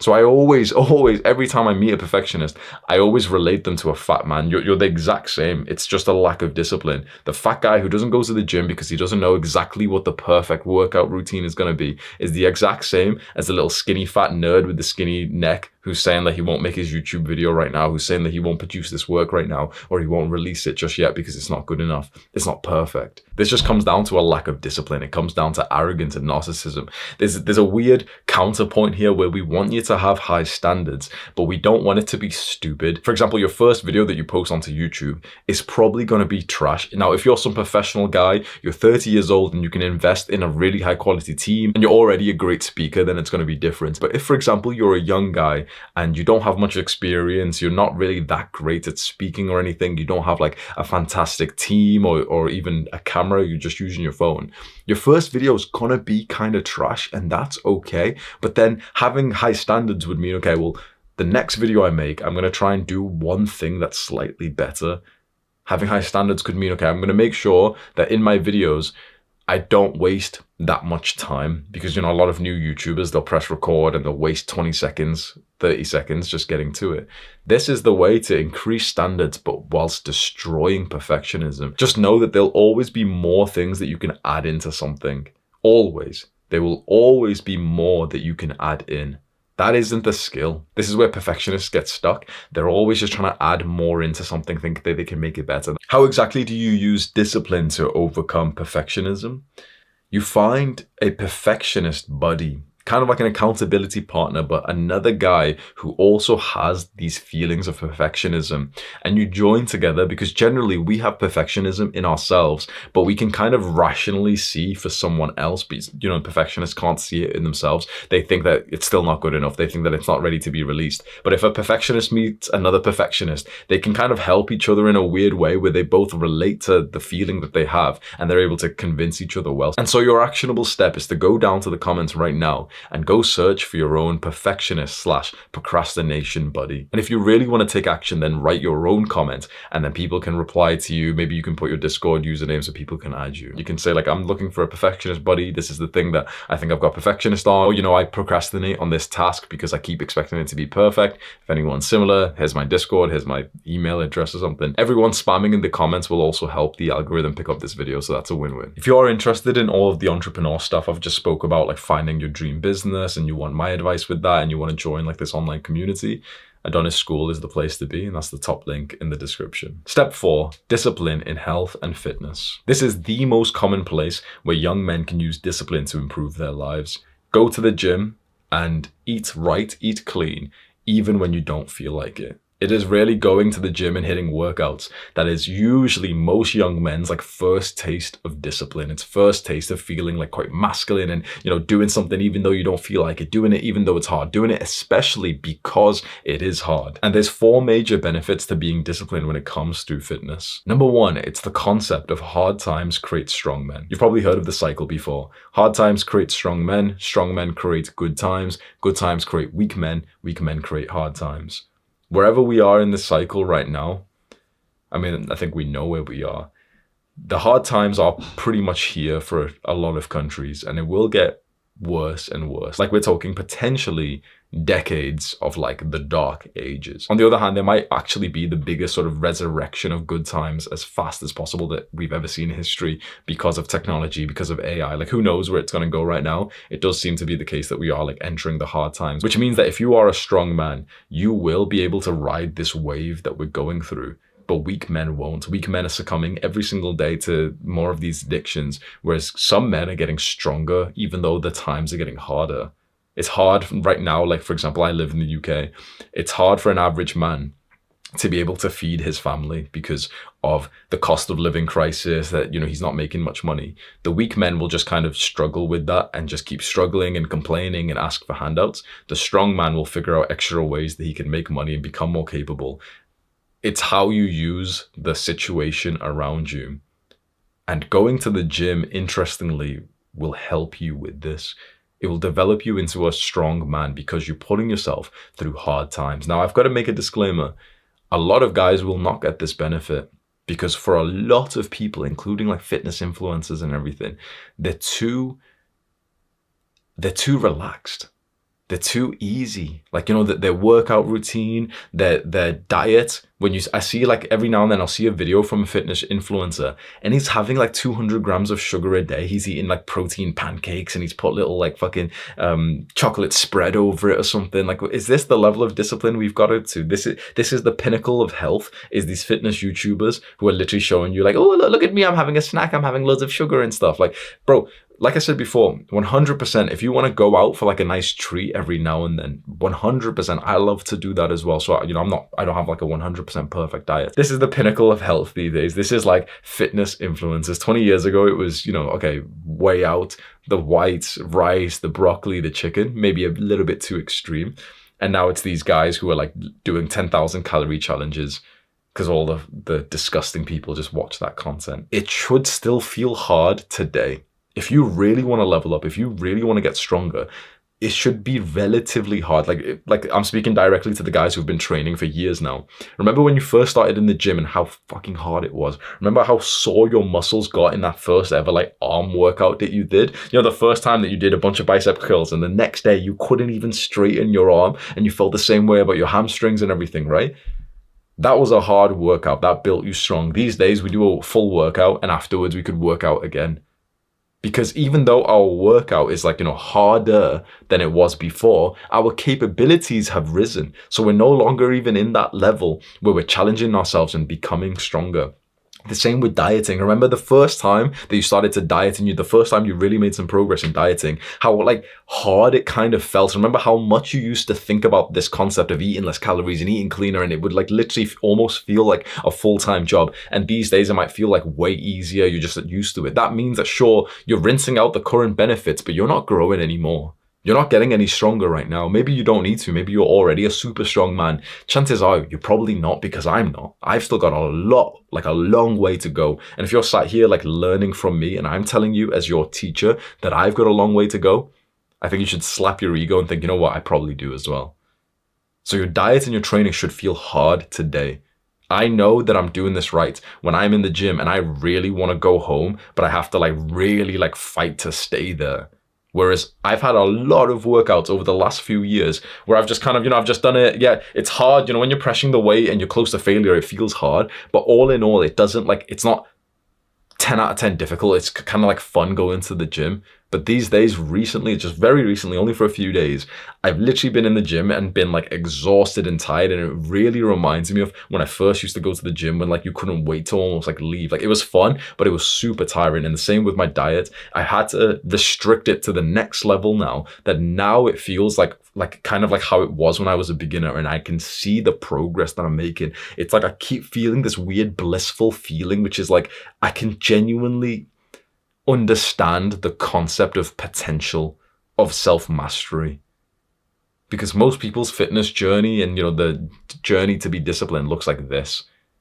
Like that. Like it starts and they get, you know, loads of progress, they're being really disciplined, but then out of nowhere, it just starts to level off and they just kind of stay comfortable here. Even the guys who consistently go to the gym, if you've been going to the gym for a few years, I guarantee you've been pussying out. Guarantee that even though the gym, like you've been going consistently and the gym feels kind of hard, guarantee that you're not like progressively overloading, not just set by set, but just kind of workout and month by month of like, you know, restricting your diet more, getting a little bit more extreme in your training. And people can say, oh, well, you know, this is, you know, restrictive diets don't work and stuff. Yeah, for pussies, of course they don't. For shallow breathers, of course they don't. But for superior men who want to become strong, this is the trajectory. It's like every single month, you slightly increase the level of discipline that you need for your activities. Most guys stopped 1 year into going to the gym and they just kind of like maintained that level. You know, if you've been finding that you're not making as much gains recently, and we all blame it on like, yeah, you know, it's noob gains, you make a lot of muscle when you first start and you don't make much after that. Maybe, but maybe you've just been pussying out. Maybe you're not putting in the same level of discipline relative to when you first started. Because I remember when I first started and I found it incredibly difficult to diet and to train. And then for years, it was way easier because my skill level had went up, but I wasn't challenging myself anymore. So if you want like a little idea, for example, start adding in some cardio. Maybe you already do some. Go and track your cardio and do 100 calories every single day for the rest of your life. And every time you get onto your favorite cardio machine to hit 100 calories, try and beat your score from last time, like your time, for example. So you really like the treadmill, for example, and it takes you 10 minutes to hit 100 calories today. Tomorrow you go into the gym and you try and get it in 9 minutes and 30 seconds. Then the next day you try and get it in 9 minutes. Then randomly, one day later, you end up getting it in like 7 minutes, and it's like, whoa, that's really good. Then the next day it's like 8 minutes, and you're really trying to beat the 7 minute again. But that was quite lucky. So you think to yourself, okay, I'm going to be progressively overloading. I'm going to be smart. Let's try and get it on average like 8 minutes. Okay, 8 minutes, then 750, and you start playing this game. And now this is like an extra level of challenge. You're there sometimes in the gym feeling like, oh, I don't want to do the 100 calorie thing. It's stupid. Hamza was just, saying it lightly. I don't want to do it. That's exactly how we felt when we started going to the gym. You wake up the next day and your legs are sore and you've got that like pain, heavy feeling in your Achilles tendons and your calves. That's exactly how it felt when we first started training. Now you're like being as disciplined as you was back then relatively, and you're becoming stronger. The second benefit of being disciplined in fitness is the physical and mental health. That's going to translate over to better work, relationships, happiness, and love. And the third benefit of being disciplined in fitness, of course, is getting into shape. Tristan Tate was on a podcast that I watched a little while ago, and he was asked what's like the number one tip to look better in a suit. And he ended up saying it was just get into shape. It wasn't actually about the suit or the tailor or the style. If you're in shape, you look good in clothes or without clothes. Finally, the fourth benefit to being disciplined in fitness, eventually it becomes fun. If you keep going and you have this playful mindset, almost like you're playing a game, you're trying to beat your high score, and you're trying to, get the high score for the bench press, you're trying to get the high score for how fast you can burn 100 calories, that will soon turn into you genuinely just enjoying each and every gym session. And it becomes such a beautiful, enjoyable, and important part of your life. A lot of the guys who have been going to the gym for a while will know this. It really integrates into your personality, and you start to love being an athlete. Like, it adds to your self-image that you are this healthy person who's able to delay gratification, who's able to, think for the future, who's able to enjoy the hard work, the exercise, the sweat, the discomfort, the pain, the sacrifice right now. And I think that's beautiful. I think it adds a lot of flavor to your life. Step 4.1, destroying depression with discipline. There's a lot of people these days who feel quite depressed. And whether there is such a concept of clinical depression or not, I actually don't know, which I know sounds stupid, but I think that the majority of people who have depression, I don't think it's this like weird mystical chemical imbalance that they might need medication for. It's in my belief that we feel depression when we don't act like how humans are supposed to act. Now, you remember being a child and how playful and innocent and beautiful the world used to be. And I'm not talking about being a teenager, but I'm talking about actually being like a pure child. Remember when you used to climb trees and you used to jump over puddles? Like, remember when you used to literally just lie down in the grass and you just kind of like look at the individual blades of grass and you'd see tiny insects and you'd play with them, maybe you'd kill them, right? We don't do that as adults anymore. We're so focused on our phones, on our computers, on like just, these desires that have been put into us by influencers and by media. We're constantly thinking about sex, but not in like a loving way, more in like a validation, like, obsessed with ejaculation. So we live this like shallow life, this dirty, shameful life as adults, and we wonder why we don't feel like happy, playful children anymore. So a lot of people believe that depression is something that they can't change. I'm depressed, I need medication. I think the issue from my understanding with medication is that it's not going to cure the problem. There's a reason why you're depressed. The medication just kind of masks the symptoms and kind of like makes you feel a little bit better, like a bit more mellow today. You know, antidepressants kind of take off the sort of extreme high and the extreme low. And so you're in this weird gray androgynous zone. And I'm not sure if that's the best way to go about this. I think perhaps a better way, which is going to require me to sound like a fucking asshole, is to ask you why you deserve to be depressed. If you really want this full guide to help you, and if you really want to make some progress here, it might be worth for you to like not think of me as a bad person when I say that, and for you to ask the question to yourself. Maybe write this down and, you know, write this as a note or something, and to answer this. What am I doing to deserve to feel depressed? It sounds like a horrible question. I can imagine so many people might like think that I'm weird or I'm a bad person for asking you this. I personally believe, like, you know, you've listened to the entire world. Just listen to me for like 2 minutes and let me just explain my mindset. And you can just try what I'm saying, right? I personally believe that we deserve most of what happens to it. Pretty much everything apart from like extreme freak accidents and everything like that, right? And I believe, especially when it comes to things of how we feel, we are in total control of that, whether or not we realize it and whether or not we accept it. And so I believe it's more of an empowering thought to have, that our emotions are simply just caused by our actions. And honestly, when I've started to think like this, like I've started to think, okay, I control how I feel in life, I've had more control over it. So this is what I want to give you this gift, because it's one of the best things that's ever happened to me. This is going to maybe sound like boasting, but it's not even in the kind of boast that most people would do. You know, most people will talk about their money and their fast cars.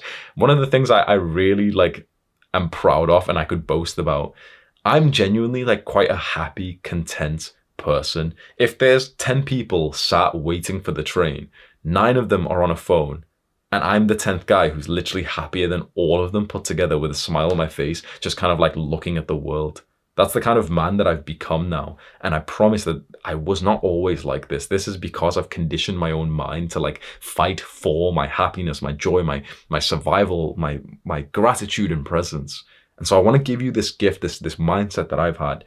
If you ask yourself right now, and just be totally honest and really write this down as an actionable step. Write some notes on this. What am I doing to deserve to feel depressed? Just write bullet point some ideas, and your lizard brain might pipe up and say, oh, you know, nothing, it's, you know, it's just what my doctor told me, it's just, you know, it's genetic and stuff. But just ask yourself, you don't need more education or anything. Just ask yourself, what are some of the actions I'm doing that probably leads to this? And you could probably write 100. Let's just be honest. I wake up late. I'm sleep deprived. I don't drink enough water. I wake up and the first thing I do is grab my phone, even though I shouldn't. I watched an Andrew Huberman podcast where he said that you should get sunlight in the morning, and I don't do it.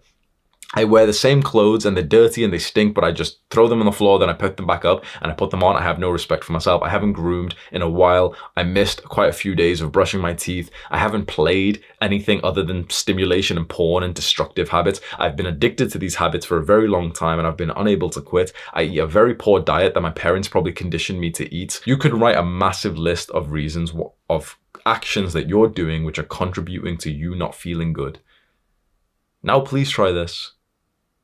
On the other side of the page, or maybe just below it on a PC, write, what activities and tasks was I doing as a child when I felt really happy? And if you've got some memories, you can just replay them. I was spending time with my brother. We would listen to peaceful music and we would play Yu-Gi-Oh! Like a card game. We'd play cricket in the back garden and would make up games where one of us had to be blindfolded but still hit the ball. When it was raining outside, that's when we'd go outside to play cricket, so that it was just kind of, in a weird way, more uncomfortable, but also like kind of more hardcore. We'd practice things just for the sake of practicing. Like we used to like parkour and we weren't even good at it. So we'd literally just try and like jump over fences. Like we would literally spend an hour trying to jump over a fence for the sake of just trying to jump over it, just for fun. I'll spend more time with my mother and I'd laugh and she'd tell me stories. My dad would teach me maths. I would spend way more time playing outside with my friends. The things that we would do before mobile phones was very enjoyable. We'd just go to like parks and literally we'd just jump over stuff. I swear childhood was just about jumping over stuff. We would climb trees and I'd be in awe as my dad could climb like the biggest tree ever and I could only get to like the second branch. I'd purposely jump into a muddy puddle and get it all over my shoes, and my mum would be angry at me, but it was really fun. We'd go on adventures, which was literally just like a mile away from our house, and we'd end up going into like a random field and like make up stories like, oh yeah, this is where the homeless man lives who kills kids. Innocence. Like pure childish joy and play. What makes you happy?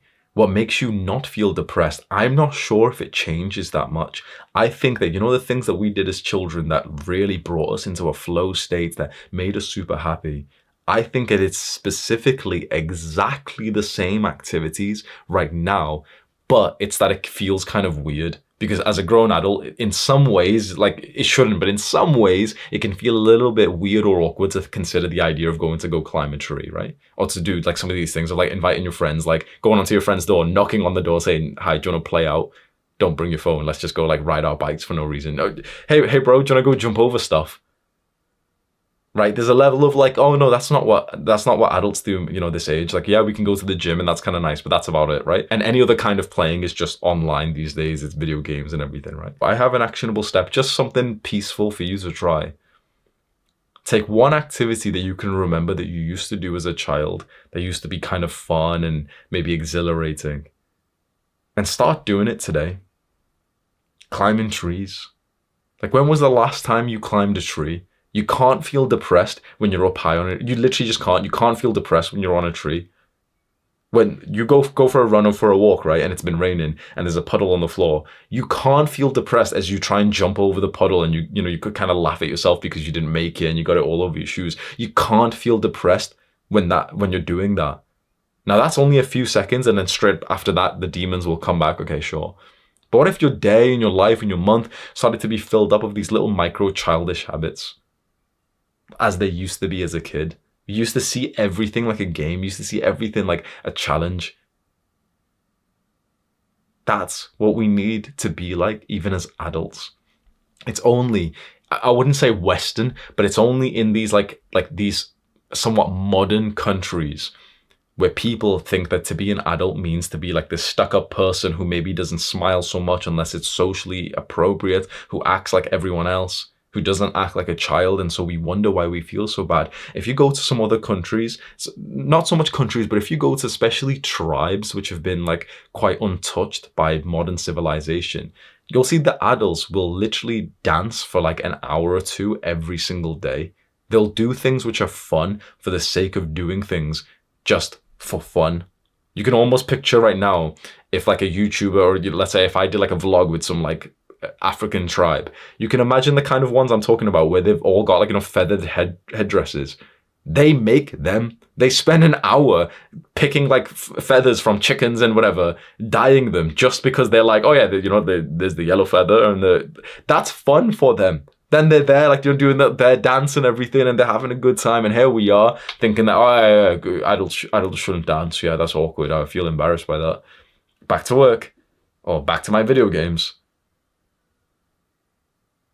So I invite you now as an actionable step to use discipline, because it will require discipline. You will have a lot of limiting beliefs about this to think, nope, this isn't going to work. Nope, this is going to be cringe. Someone might see me. Going to be cringe. Going to be awkward. Going to be uncomfortable. I'll go back to my video games. Hamza doesn't know what he's talking about. Depression can't be cured. Maybe you could be thinking that.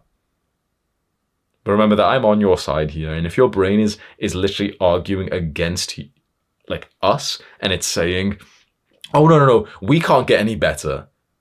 Is that really your own brain, or is that like fucking evil, demonic conditioning that's inside of you? Because your own brain should argue and fight for you, shouldn't it? So what if you can just manually input the thought into your brain right now? It's worth a try. I remember being a kid and climbing and doing silly stuff, and it was always fun. Yeah, I could go try it. And you're literally starting to think logistically of where you could go around your area. Okay, where could I find a puddle or a tree to climb up?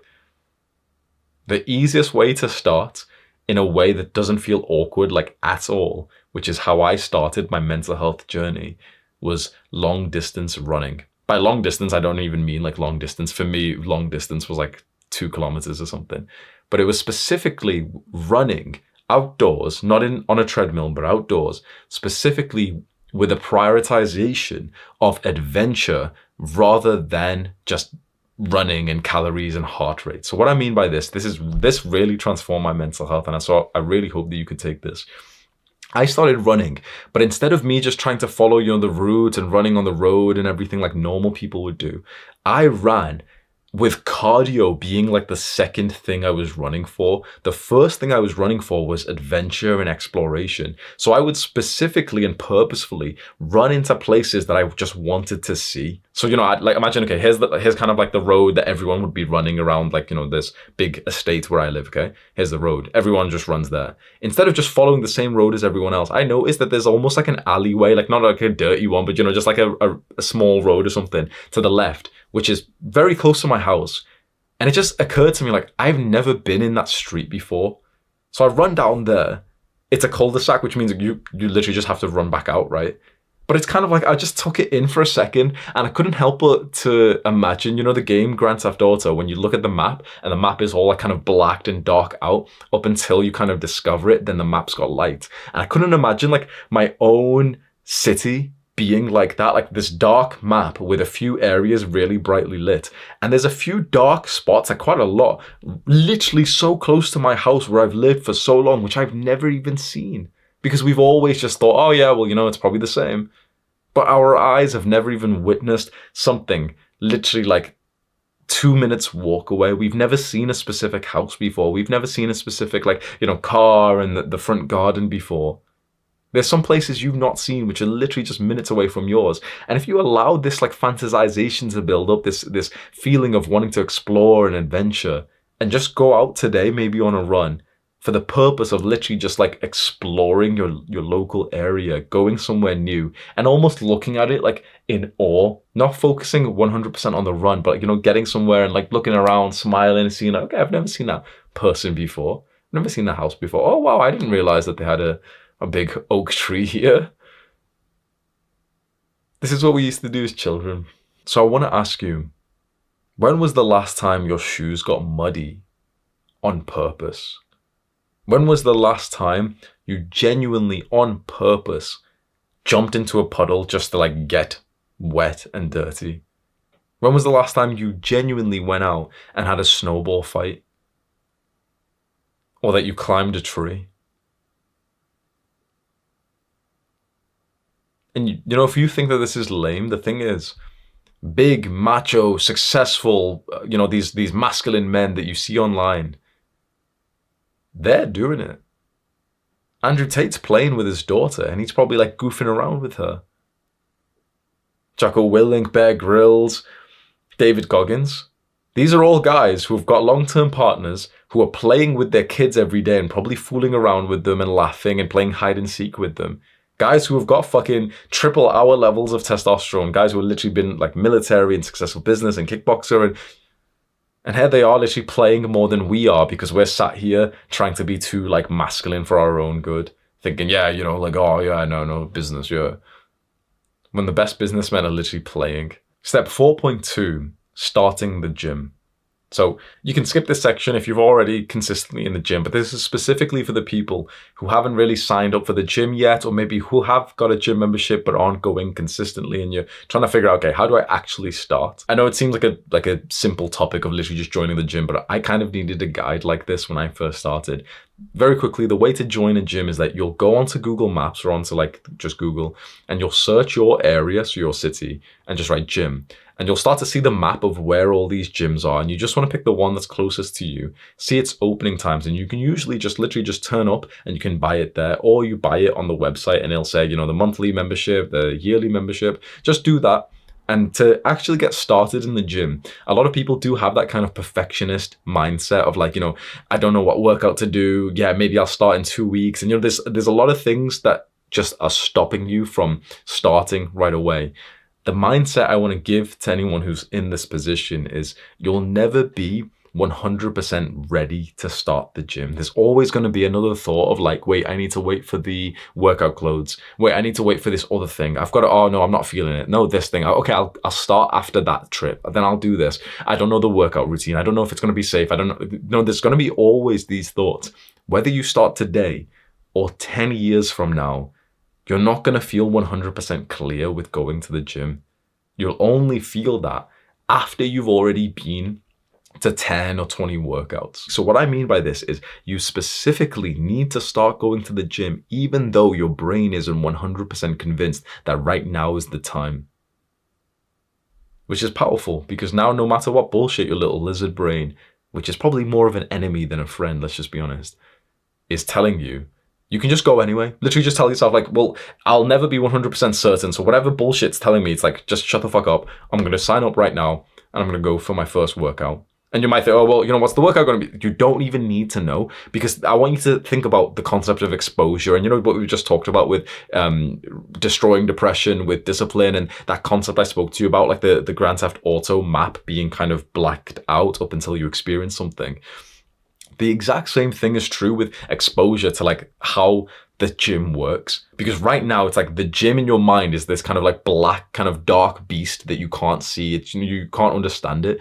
But the first time you've literally signed up to the gym, you've went there, you've walked around the gym area and you've like, you know, you just coped and you did some stupid exercise and went home. Think about how much extra light you've just added to the whole concept of going to the gym. Right now, the whole concept is just dark. And this is why you're making no progress because you're thinking, how do I make it perfect? But you don't know because it's all dark. You need to get a little bit of exposure first. So even if your first day in the gym is literally just you walking around, looking at all the different machines and then going home, or you're not literally just sitting on one of the machines and just coping and doing like a few reps for no reason, that literally will add so much more exposure to the concept of the gym that you'll be able to go again more often. So I highly recommend that you get into this concept of I'm not going to be 100% certain, so whatever bullshit extra excuses my mind is telling me, especially the one that I think like right here right now you understand what I'm saying, but another one has popped in and you're like, okay, yeah, sure, I'm going to listen to Hamza, but after this one because this is a really important one. No, it's that one that will keep you skinny fat or fat for the rest of your life. Okay. So don't listen to your fucking brain because how many times have I told you this is the exact same part of your mind that convinced you for 10,000 hours of video games and 1,000 episodes of fucking Fake Taxi or something. So your brain can't be trusted. So when your brain's popping up with seemingly logical reasons why you shouldn't join the gym or go for the first workout right now, it's not logical. It's just that your brain has been conditioned to be like a little bitch. So ignore everything that your brain says. Let's sign up for the closest gym nearby. Just navigate through the website, absolutely fine. And literally just walk into the gym and you might wonder, okay, what exactly should I do?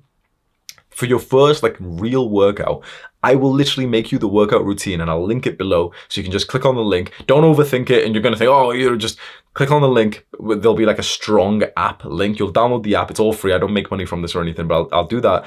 And then it'll open up on your phone once you've downloaded the app. It's a very, very simple workout. Then what you need to do is just know that you're using the right form. What this means, what form means is kind of like your technique. So it's to make sure that you're training in a safe way. So I'll link below the exact form videos that I've used, which are years and years old, so that you can learn how to do exercises safely. So the next time you go into the gym, the only thing that you'll need is your phone and hopefully some internet connection, like your internet data, or maybe the gym has some internet. Go into the gym, get close to the thing that's in the workout. So for example, it's bench press. Then you see, okay, the bench is over there.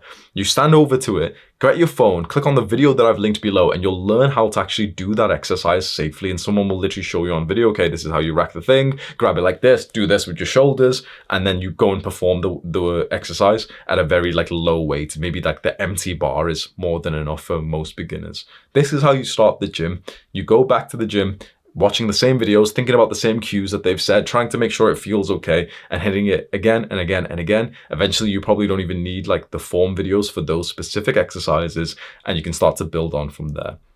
Go to the description right now. I've linked that stuff. You can go get it for free. I've just added it all just to try and help you here so that it feels like less mentally demanding to start in the gym, because I'm very grateful that my brother did this for me. Because if my brother didn't force me to go to the gym, and if he didn't force me to like follow this specific routine, I just would have been information overload. So I want to be like the big brother for you and just be like, bro, just shut up. Just here's the routine, just please just follow it. And then, a month from now, 2 months from now, you can change it however you like. At least this will just get you into the gym. And once you've been in the gym and you've seen it 20 times, 50 times, you know where everything is. And that area of your mind is so bright that now it doesn't feel as scary anymore. What I will say is if you can afford it, or even if it's slightly too expensive, but you just want to really do this, getting some personal training sessions right at the beginning is absolutely one of the best investments you can make. 10 out of 10.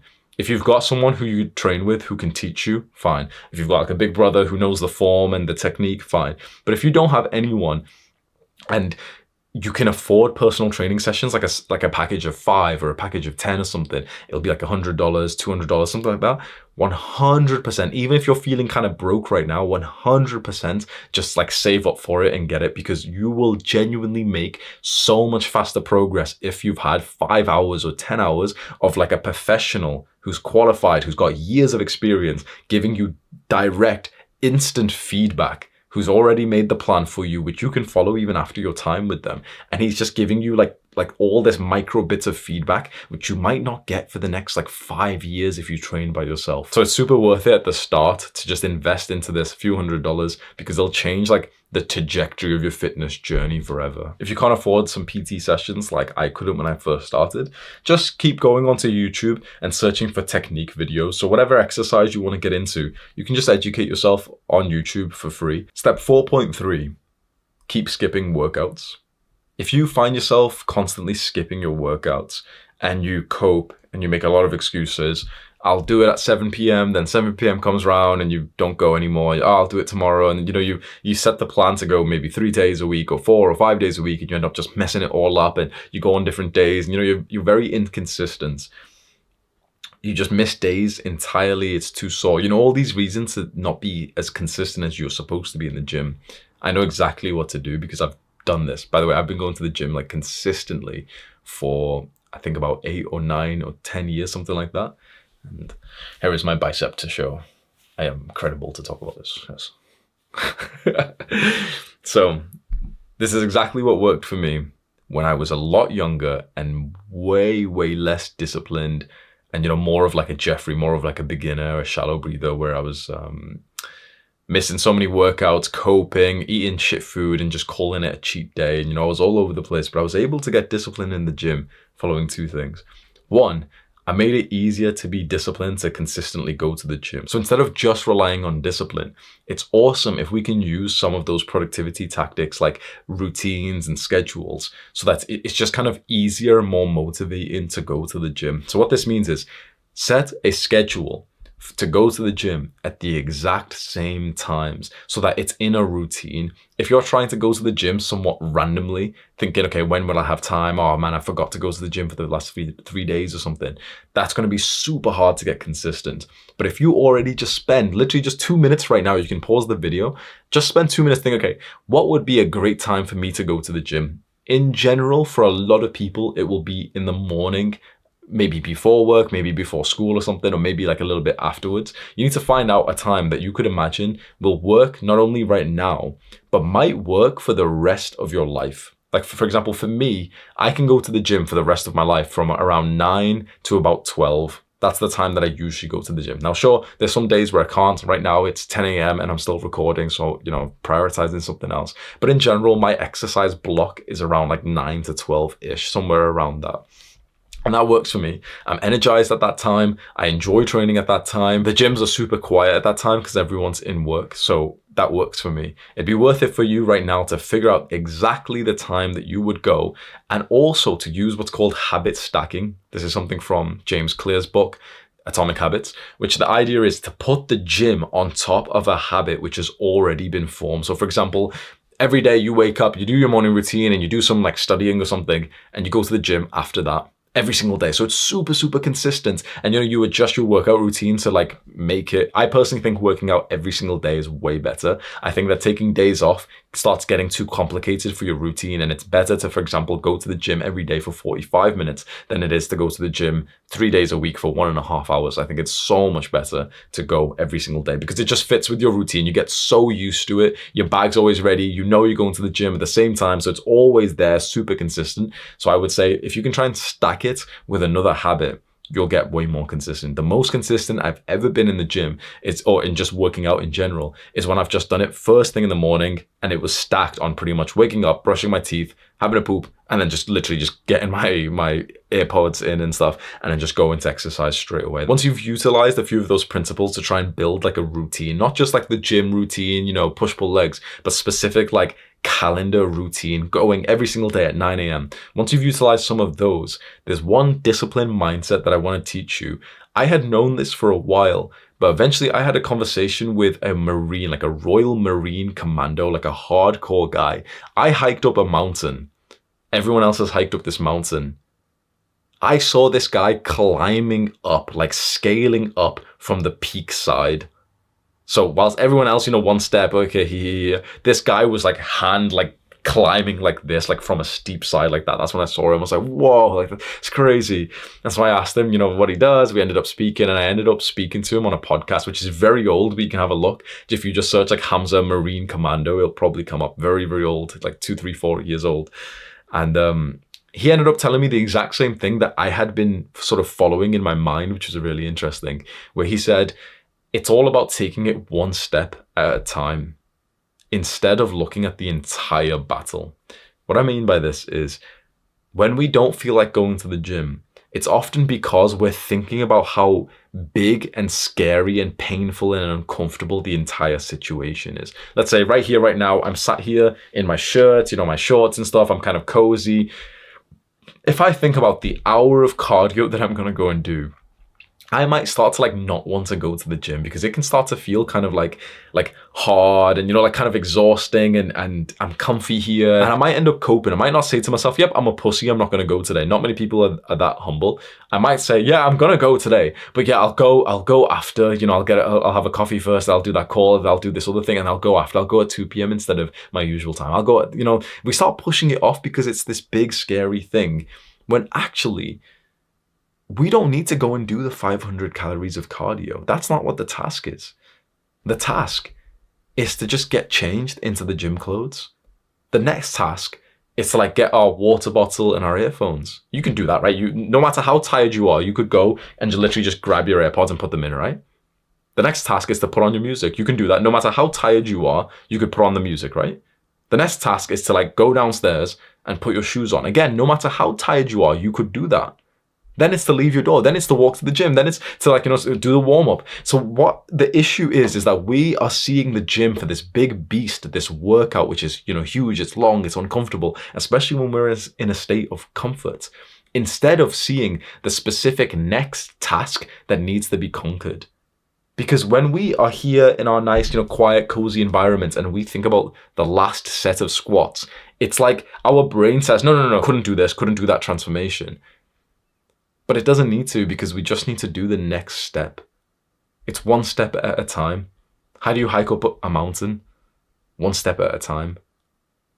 So the idea is, the next time that you're supposed to go to the gym but you start coping, just remind yourself of this like one step at a time mindset. Remind yourself that right now your brain is convincing you that you couldn't do this massive leap to the gym.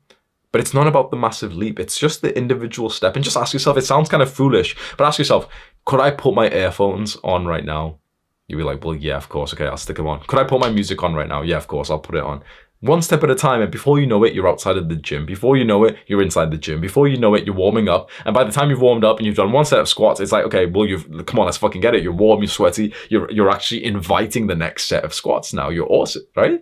Step 4.4, a disciplined diet. I've mentioned in this video that you see a lot of these weak modern fitness influencers, and it's a shame that these are like seen as the pinnacle of health and fitness. It's these guys who are eating sugar, 200 grams of sugar a day. It's these guys who are making anabolic cookbooks with pancakes, and you know, it's just childish to eat that day to day. And it's certainly not your best. It's certainly not like the best of your character to indulge in sweet treats and cope and say that it's part of your diet. Now, you can absolutely make muscle whilst eating shit food. Of course you can. But there's more to life than just making muscle. How about your health? How about your physical and mental health? How about your gut's health? Overloading on sugar and weird chemicals, which are in like gummy bears or whatever the fuck these influencers and these Dunkin' Donuts, Krispy Kreme donuts that they're eating all the time. There's a better way to do this. For me, the moment that I was able to improve my diet came when I started to educate myself on it. I realized at age 22, I had been through the entire education system and I had never had a real lesson on diet or nutrition before, and that I actually knew nothing about what these things were actually doing to my body. That's when I discovered this lecture that's on YouTube that you can watch for free. It's from like this, it's very good, and I highly recommend that you just watch every second of it. It's called Fat Chance 2.0. And if you just go on the description of this video, I'll link it for you. Whenever you got the time, it's like an hour long. I highly recommend you watch it. There might be some bits that you get a little bit bored. Just trust me when I say, if you watch every second of it to the end, you're going to be very grateful that you did, because it's going to give you the kind of education you should have gotten when you were in school, but then they don't teach this stuff for some reason. So that works really well for me, because online, I think there's only a voice right now on this, fitness influencer shit of people just being kind of like mediocre every day. It's people who are disciplining themselves or living to like 50 to 60% of their intensity. They're eating some clean calories, but then every single day they're having a little bit of chocolate, they're having this. From my experience, you might be different, but I'm just going to tell you that what I believe is the truth from myself, and also for every successful guy that I know. It doesn't seem like successful people have daily balance. It doesn't seem like the guys who have the best, like the real best physiques or health or business, it doesn't seem like they're doing 50% of their intensity every day. It seems like those guys resemble the phrase like work hard, play hard. They go into periods of intense work mode where they do nothing but work and nothing but like, strict calories and everything like that. And then they go into periods of intense playtime where they literally just, for a lot of these people, they're just total degenerates. They'll start drinking and sleeping with loads of women and taking drugs and stuff. I'm not doing that stuff. But for me, my degenerate time is like going to a family cafe and having some cake and like talking to the family there and everything. So that's just what I've seen online is, you're recommended to have this kind of almost, perfect, sustainable diet every day. 80% of your calories from healthy stuff and 20% from like the processed, like nice foods. I don't recommend that, because that means that you're not living to your potential whilst you're in work mode. Because if you're eating 20% of like, junk calories per day, I promise you, you will get fucked by someone who's competing with you. If there's someone else who wants to take what you've got, if there's someone else who's got the same business as you, and he's on carnivore diet, he's gonna fuck you up. So, because if you're in work mode, I think you should have everything optimized for work mode. For a lot of us young guys, we probably should be in work mode because this is an awesome time for us to develop. I think the better way is we go into these periods of work mode, we try and be as disciplined as possible with our diets. And then when we get to, this 2 weeks in, 3 weeks in, that's when we have a few days off and we go on a little trip somewhere. Because this gives you the heightened experience. So if you want to copy this, what I'd suggest is get onto like a quite strict diet. And I don't mean strict by like, super low calories, because that's unhealthy. What I mean strict is like, for example, no sugar, no carbs, preferably, which means that you're literally just eating eggs, steak, meats, butter, nuts. That's about it. That's pretty much like most of what I eat. I have halloumi as well. Halloumi is kind of like a Greek goat's cheese, which is quite nice as well. That's it. It's quite boring. It still tastes kind of nice because if you can cook, eggs nicely, it still tastes nice. If you can cook steak well, it still tastes nice. But it does feel like something's missing because we've had carbs with every meal for like 20 years. But your brain will never be as sharp. Here's an actionable step for you for this part of the guide.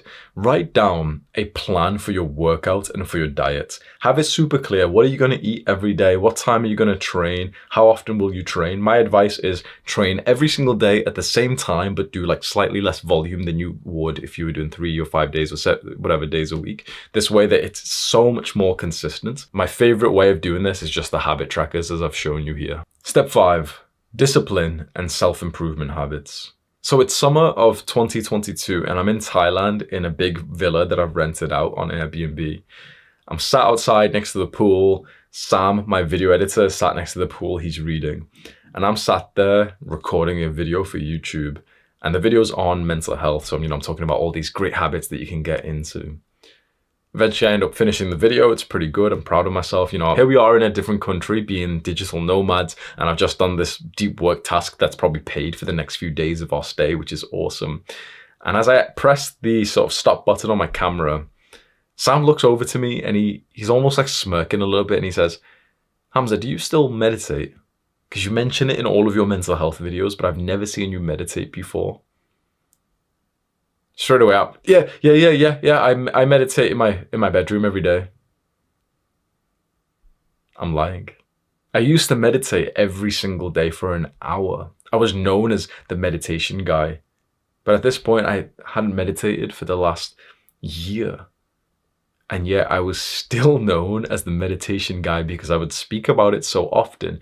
And I hadn't even told anyone on YouTube or anyone who knew me that I pretty much quit, or not that I quit, but that I just kept on slacking and that I wasn't consistent at all. I'm teaching all of these young guys around the world of all these habits like meditation, and I don't even do them myself. And so I'm feeling like a fraud. Sam's words plagued my mind for over 6 months whilst I was trying to get consistent in meditation again. And I kept on failing. And eventually I realized why. So only just a few months ago, I realized why I kept on struggling to get consistent in meditation again, even though when I first started, I got super consistent. I was doing it for an hour a day, but then I missed it for over a year and a half. And I realized for me, it's because it wasn't in my morning routine anymore.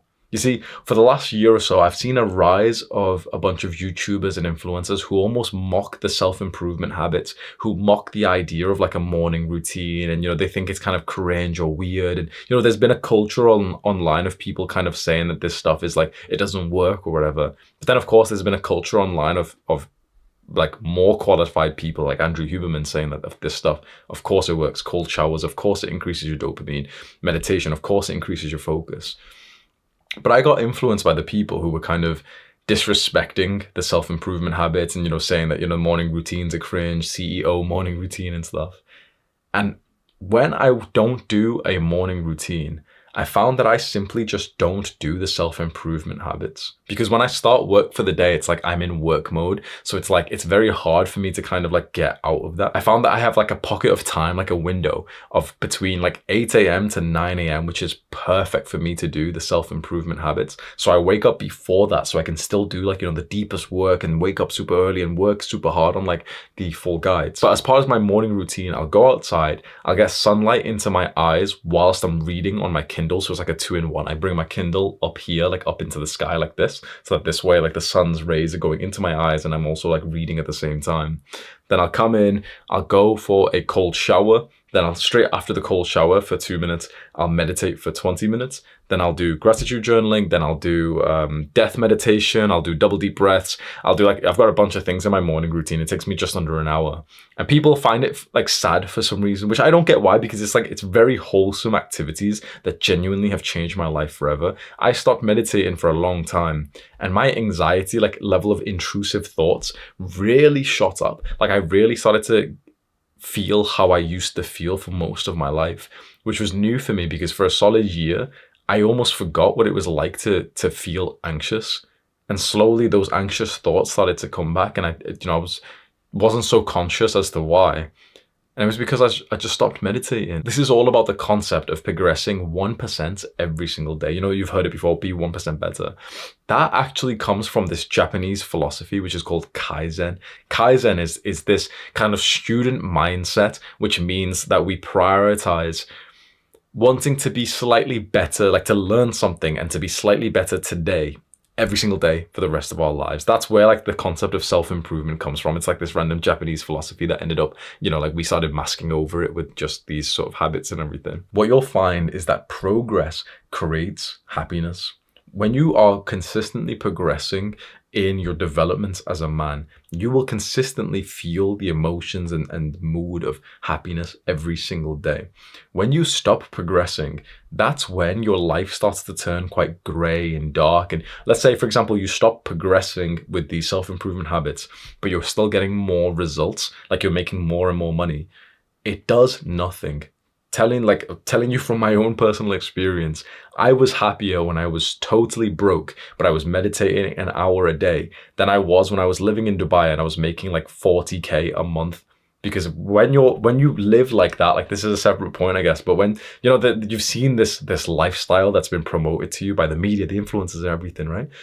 When you live that kind of lifestyle, people only show you the glamorous part of it. But almost like what I found is when you sacrifice these wholesome habits, like reading, like meditating, like journaling, and you start to make a lot more money, you still don't feel happy. You don't get as much power as you think you do by the pursuit of wealth. Instead, the power comes from the exact opposite, which is needing less. The power and happiness and joy and fulfillment and success doesn't come from achieving your desires. It comes from destroying the desire in the first place. Soon I'll have a full guide on willpower, and willpower is that habit that we said is resisting the bad desires. That will be super important, and it'll get very deep because it's not just about, not watching porn. It's like literally not losing your fucking soul to these influencers that you see. But you've probably seen this concept of old guys who have worked for their entire lives, and then at some point when they're 60 years old, they retire, and their life actually gets worse afterwards because we need to keep working on something. There's the studies and things that I've read and looked on online, which I'll summarize for you, which is that no matter what our age is, we still have the ability to use what's called neuroplasty, which means kind of that we can update our brain with new beliefs and learning and wisdom. Everyone kind of understands this now, but only a few years ago, people genuinely thought that your brain stops developing past like the age of 25, which is completely like just idiotic. Your brain develops, and in fact, your brain needs to develop every single year for your life. Otherwise, you start having a shit existence. Those old people that probably your parents, our great-grandparents, destroying their lives. Why? Because they don't fucking read. Because they don't learn. Because they're just setting their own ways. Now they're dying. Now they're deteriorating. Now their health is getting worse. Now their brain is getting destroyed. Soon enough, they're going to get Alzheimer's and they won't even remember your name. That's what happens when you don't keep learning and progressing. When you don't use your brain, it just starts to deteriorate. So we need to already have this mindset. We don't want to turn out like these old people that we see who, like, for example, it's kind of cute, but also not that, like they literally don't know how to use phones and stuff. We might say that that's wholesome. It's not as wholesome as you think when you can see genuinely that they're experiencing like minor forms of brain damage because they're not learning. We should be old and we should know how to use the newest technologies because we're learning how to use it. Now, we shouldn't be addicted to them. Of course, we want to be wise enough not to be addicted to like VR porn or whatever the fuck, like AI sex bots or something when they come out. But we should know how to navigate AI or whatever technology there is 100 years from now. We should know how to use these things. We should continuously keep learning. And so if you can start to visualize that and almost write it down, to form a new identity for yourself, that you are a lifelong student, that you'll always keep learning. Because really ask yourself, people don't do this, but make a decision right now. Is that the life you want to live? Do you plan to stop learning and do you like want your brain to just stop developing at a certain age? Or do you want to set the intention that you'd probably like to keep learning and developing and enjoying and gaining wisdom every single day for the rest of your life, and it'll probably make your life better and you'll probably live longer? Set that intention clear right now. I am a lifelong student. I'm going to keep learning for as long as I live. I'm going to be the 80-year-old who's still reading books every single day. I'm going to be the 90-year-old who's still exercising. Of course I am. People don't really set this intention and then they're surprised when life just hits them and they're fat and disgusting and stupid when they're 50 years old, never mind 70. And guess what the worst part of all this is? There's guys our age who are doing the same things. There's guys our age whose brains and bodies have already started to deteriorate. Not even 70 years old, not 50 years old, at 20 years old, 25 years old, they're literally poisoning themselves with alcohol every week. They take drugs, they're sleep deprived, they're fucking up their brain and their dopamine receptors. They're taking medications, which they don't even know the side effects of. Content consumption and porn and video games. Shit, disgusting food destroying their gut. Wondering why they feel like shit all the time and why they have to cover it up with more and more substances. There's people our age who are already like acting as if they're 80 years old, like they've got like, you know, no time left. Now you may as well just like slowly start killing yourself with substances. They're destroying their brain's ability to think and to learn. And these same people will complain when you make more money than them. And they'll say, oh, we should tax you, we should steal money from you, we should eat the rich. That's what they'll say. But they literally wear necklaces and they literally wear, these types of people, I know them, okay? They literally wear necklaces which has like a little small metal spoon, which is what they use to fucking key ket. Like key ket is a phrase where like there's ketamine, like a fucking party drug in the UK. And these little degenerates will put it into the bag of ket, like this drug, and so they can sniff it. They'll have a piece of fucking jewelry that they wear for easy access to be able to scoop drugs into their nose, already destroying their brains and their body's health. And they'll look to you when you make money and say that, oh yeah, you should be taxed more because it's unfair that you make more money. There's people who live like that right now. That's an extreme example, obviously, of like the total degenerates of the world. But the thing is that the 50-year-old who doesn't read a book is not far from that. The 50-year-old who's been drinking alcohol for the last 30, 35 years, he's not far from that. The first step to living a great life is to just set the intention and to be honest with yourself and say, you know what? This is the life I want to live. I want to be old and I want to be healthy and I want to still be able to go to the gym when I'm 90 years old. Because there's literally like a 92-year-old or something, like maybe 82-year-old African, I think he's from Kenya, who comes to my gym. I haven't seen him in a little while actually, so maybe that's concerning, but like he comes to my gym and he does like an hour of cardio every day. And here we are, people our age, literally do less than an hour of cardio a month. Let me tell you the story of two men. These two men are very similar. They both work at the same job. And after they finish their shift, they drive home.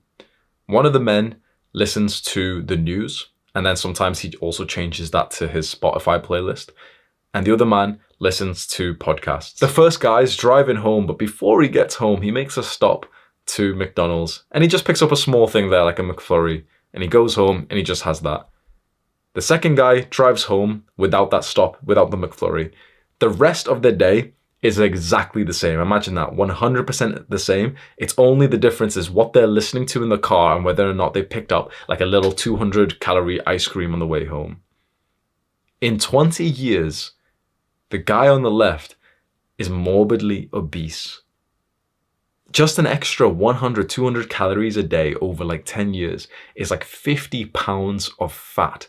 And that's if it literally stays with just like, you know, it's like it's in a vacuum. You only gain the 200. Naturally, you can imagine the fat ass who stops for ice cream every day is going to be more likely to also get other things as well. You know, it's going to compound not just like linearly, but also like he's going to be way more likely to cheat on his diet even more. Not only that, he's actually working in the exact same job 20 years later.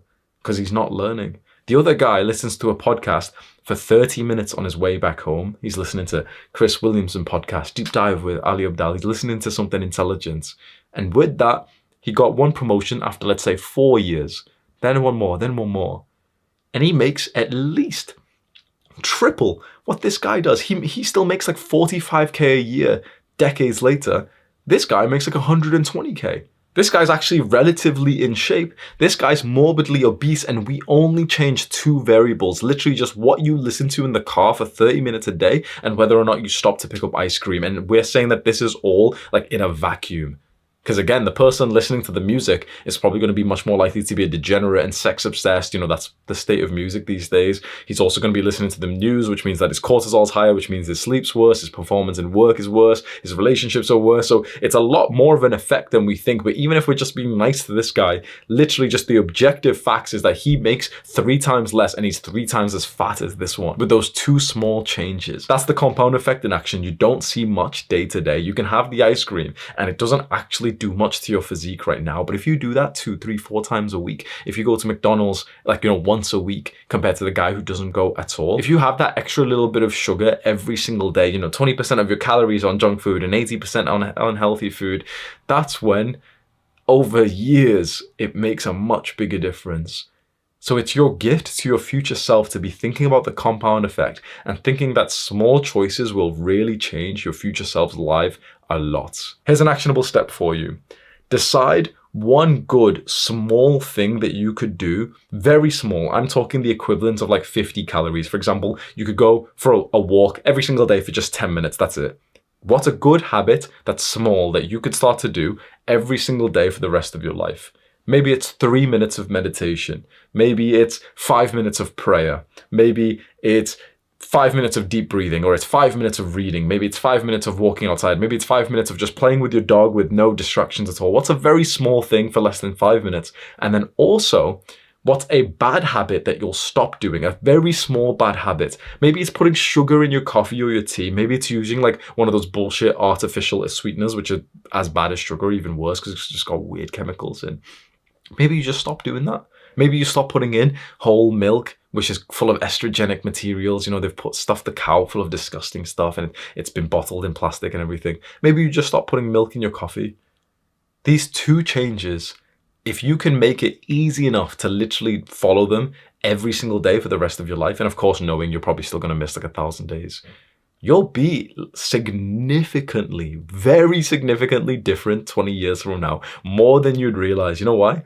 Just if we do the math that literally just, you know, the splash of milk that you put into your coffee is like 30 calories or 50 calories, right? If we just do the math that if you had that every single day for 10 years, for 50, like 20 years, 30 years, there's the difference of like literally 50 pounds of pure fat. But, and never mind the estrogenic, testosterone killing effects of milk and everything. But also we know that one decision often leads to the next. And so if you stop, for example, putting in artificial sweeteners, you know, like 2 grams of sugar in your coffee every single day, because of the impact of that, you'd be more likely to create another really good change and another one and another one. And you become so different. I want to give you some hope. Now, I'm a little bit older than a lot of the guys who watch me. On average, our audience is quite young. It's like 16, 17, 18, 19, 20 years old.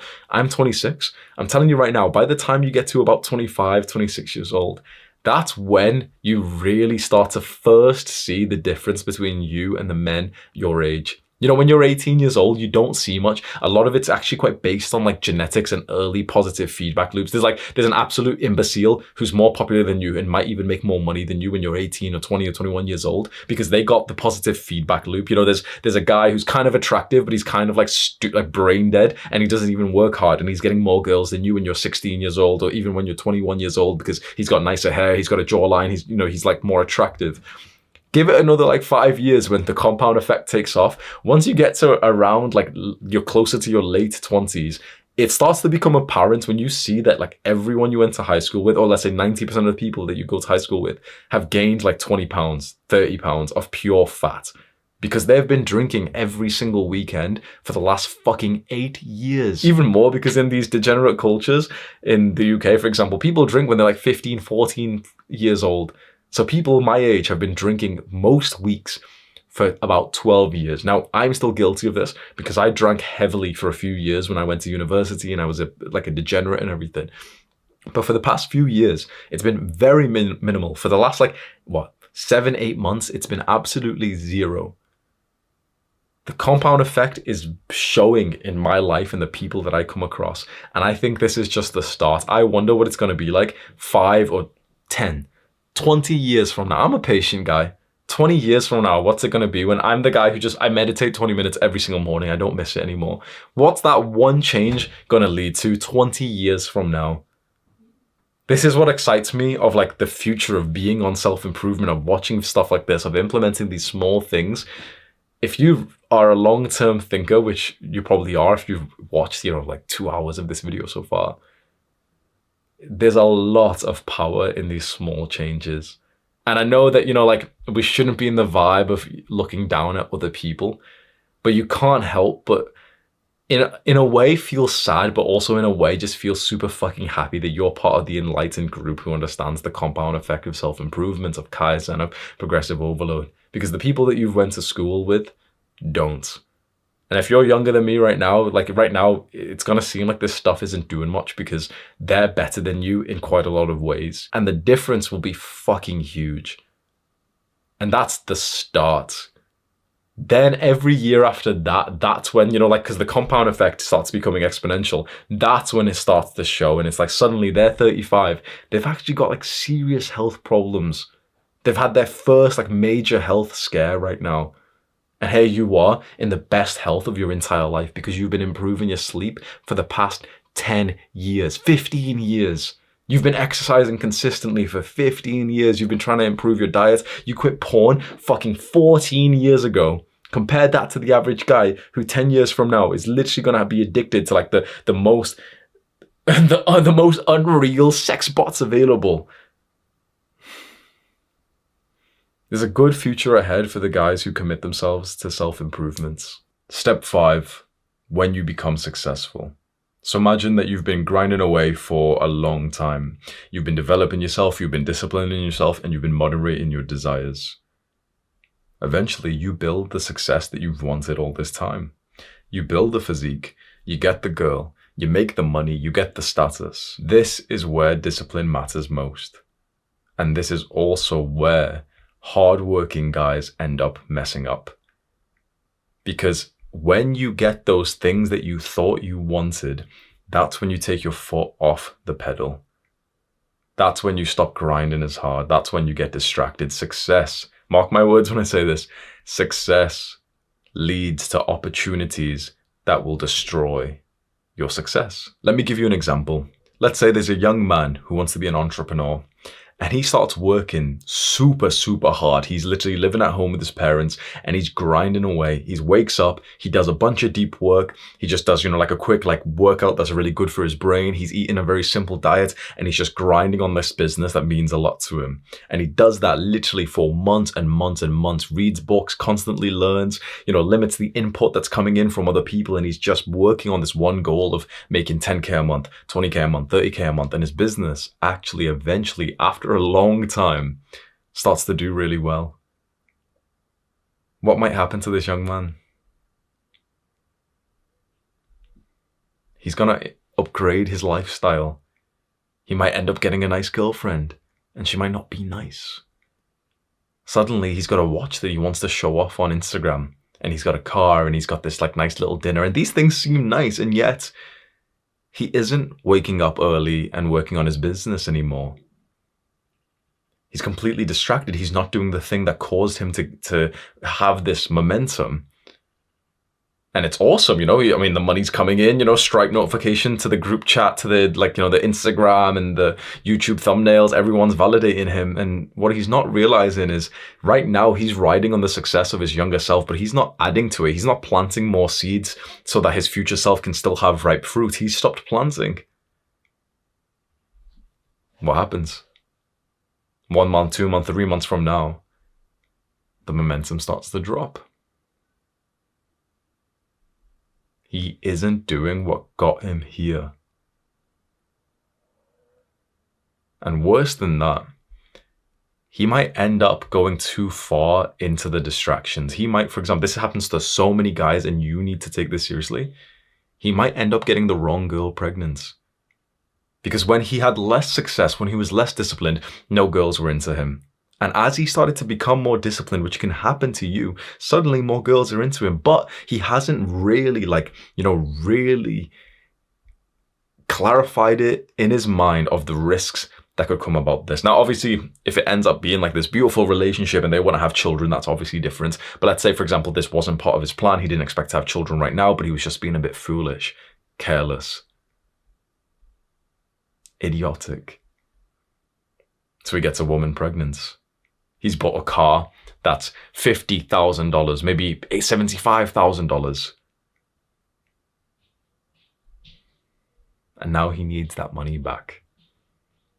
You see the same thing so often with athletes. There's an athlete right now who's training maybe 2-3 times a day. He's stretching. He literally goes to this sweaty, like kind of almost run down gym, and he trains hard as hell there. He comes back and he does stretches at home. He's eating the perfect diet. He's obsessing over it. He's reading the books, listening to audio programs, mentally visualizing. He's putting in the work, and then he actually gets the success, because these are the things that cause the success. So he ends up playing really well in the game of basketball, or he joins the UFC or something, and he does really well. But then the fame, the women, the parties, sex, money, opportunities, all these things that he thought he wanted, they come into his life and he starts to indulge. And then you see pictures of Conor McGregor and he's there, drinking, he's at the party and everything. Everyone wants to take pictures with him. And what happens? Because whilst he's there staying up late, there's another athlete who's still in the sweaty gym, who's still coming home and stretching and then going back to the sweaty gym after that. And what happens when these two men compete with each other? The guy who's still focused, who's still disciplined, is going to destroy him. And so right now you might get, a little bit depressed hearing this, because you might be thinking, and correct me if I'm wrong, right? You might be thinking, but then when do I get to enjoy the success? You can probably understand this concept of like success can lead to the distractions, but you might be getting really upset thinking that's the point of it, right? That's the point. I want to be able to experience the women and the parties and the status and the money and everything, right? Again, this is when you may realize, if we have the maturity to be the enlightened ones, that the reward for discipline was never the material success. That's what the average person's ambition is. The Instagram likes, the woman open up her legs. That's it. This is like a normal person's ambition. Maybe a superior man's ambition is personal fulfillment, progression to realizing and opening and embodying your purpose as a man. You've heard about how important purpose is. Maybe that's the reward of discipline. It's nowhere near as cool. It's not going to get you as many likes on Instagram. But it will mean that you will die with a smile on your face, rather than the man who looks back and thinks, man, I could have been the champion, and yet the cocaine and the pretty women with fake titties got me. Just like every other stupid man who becomes successful.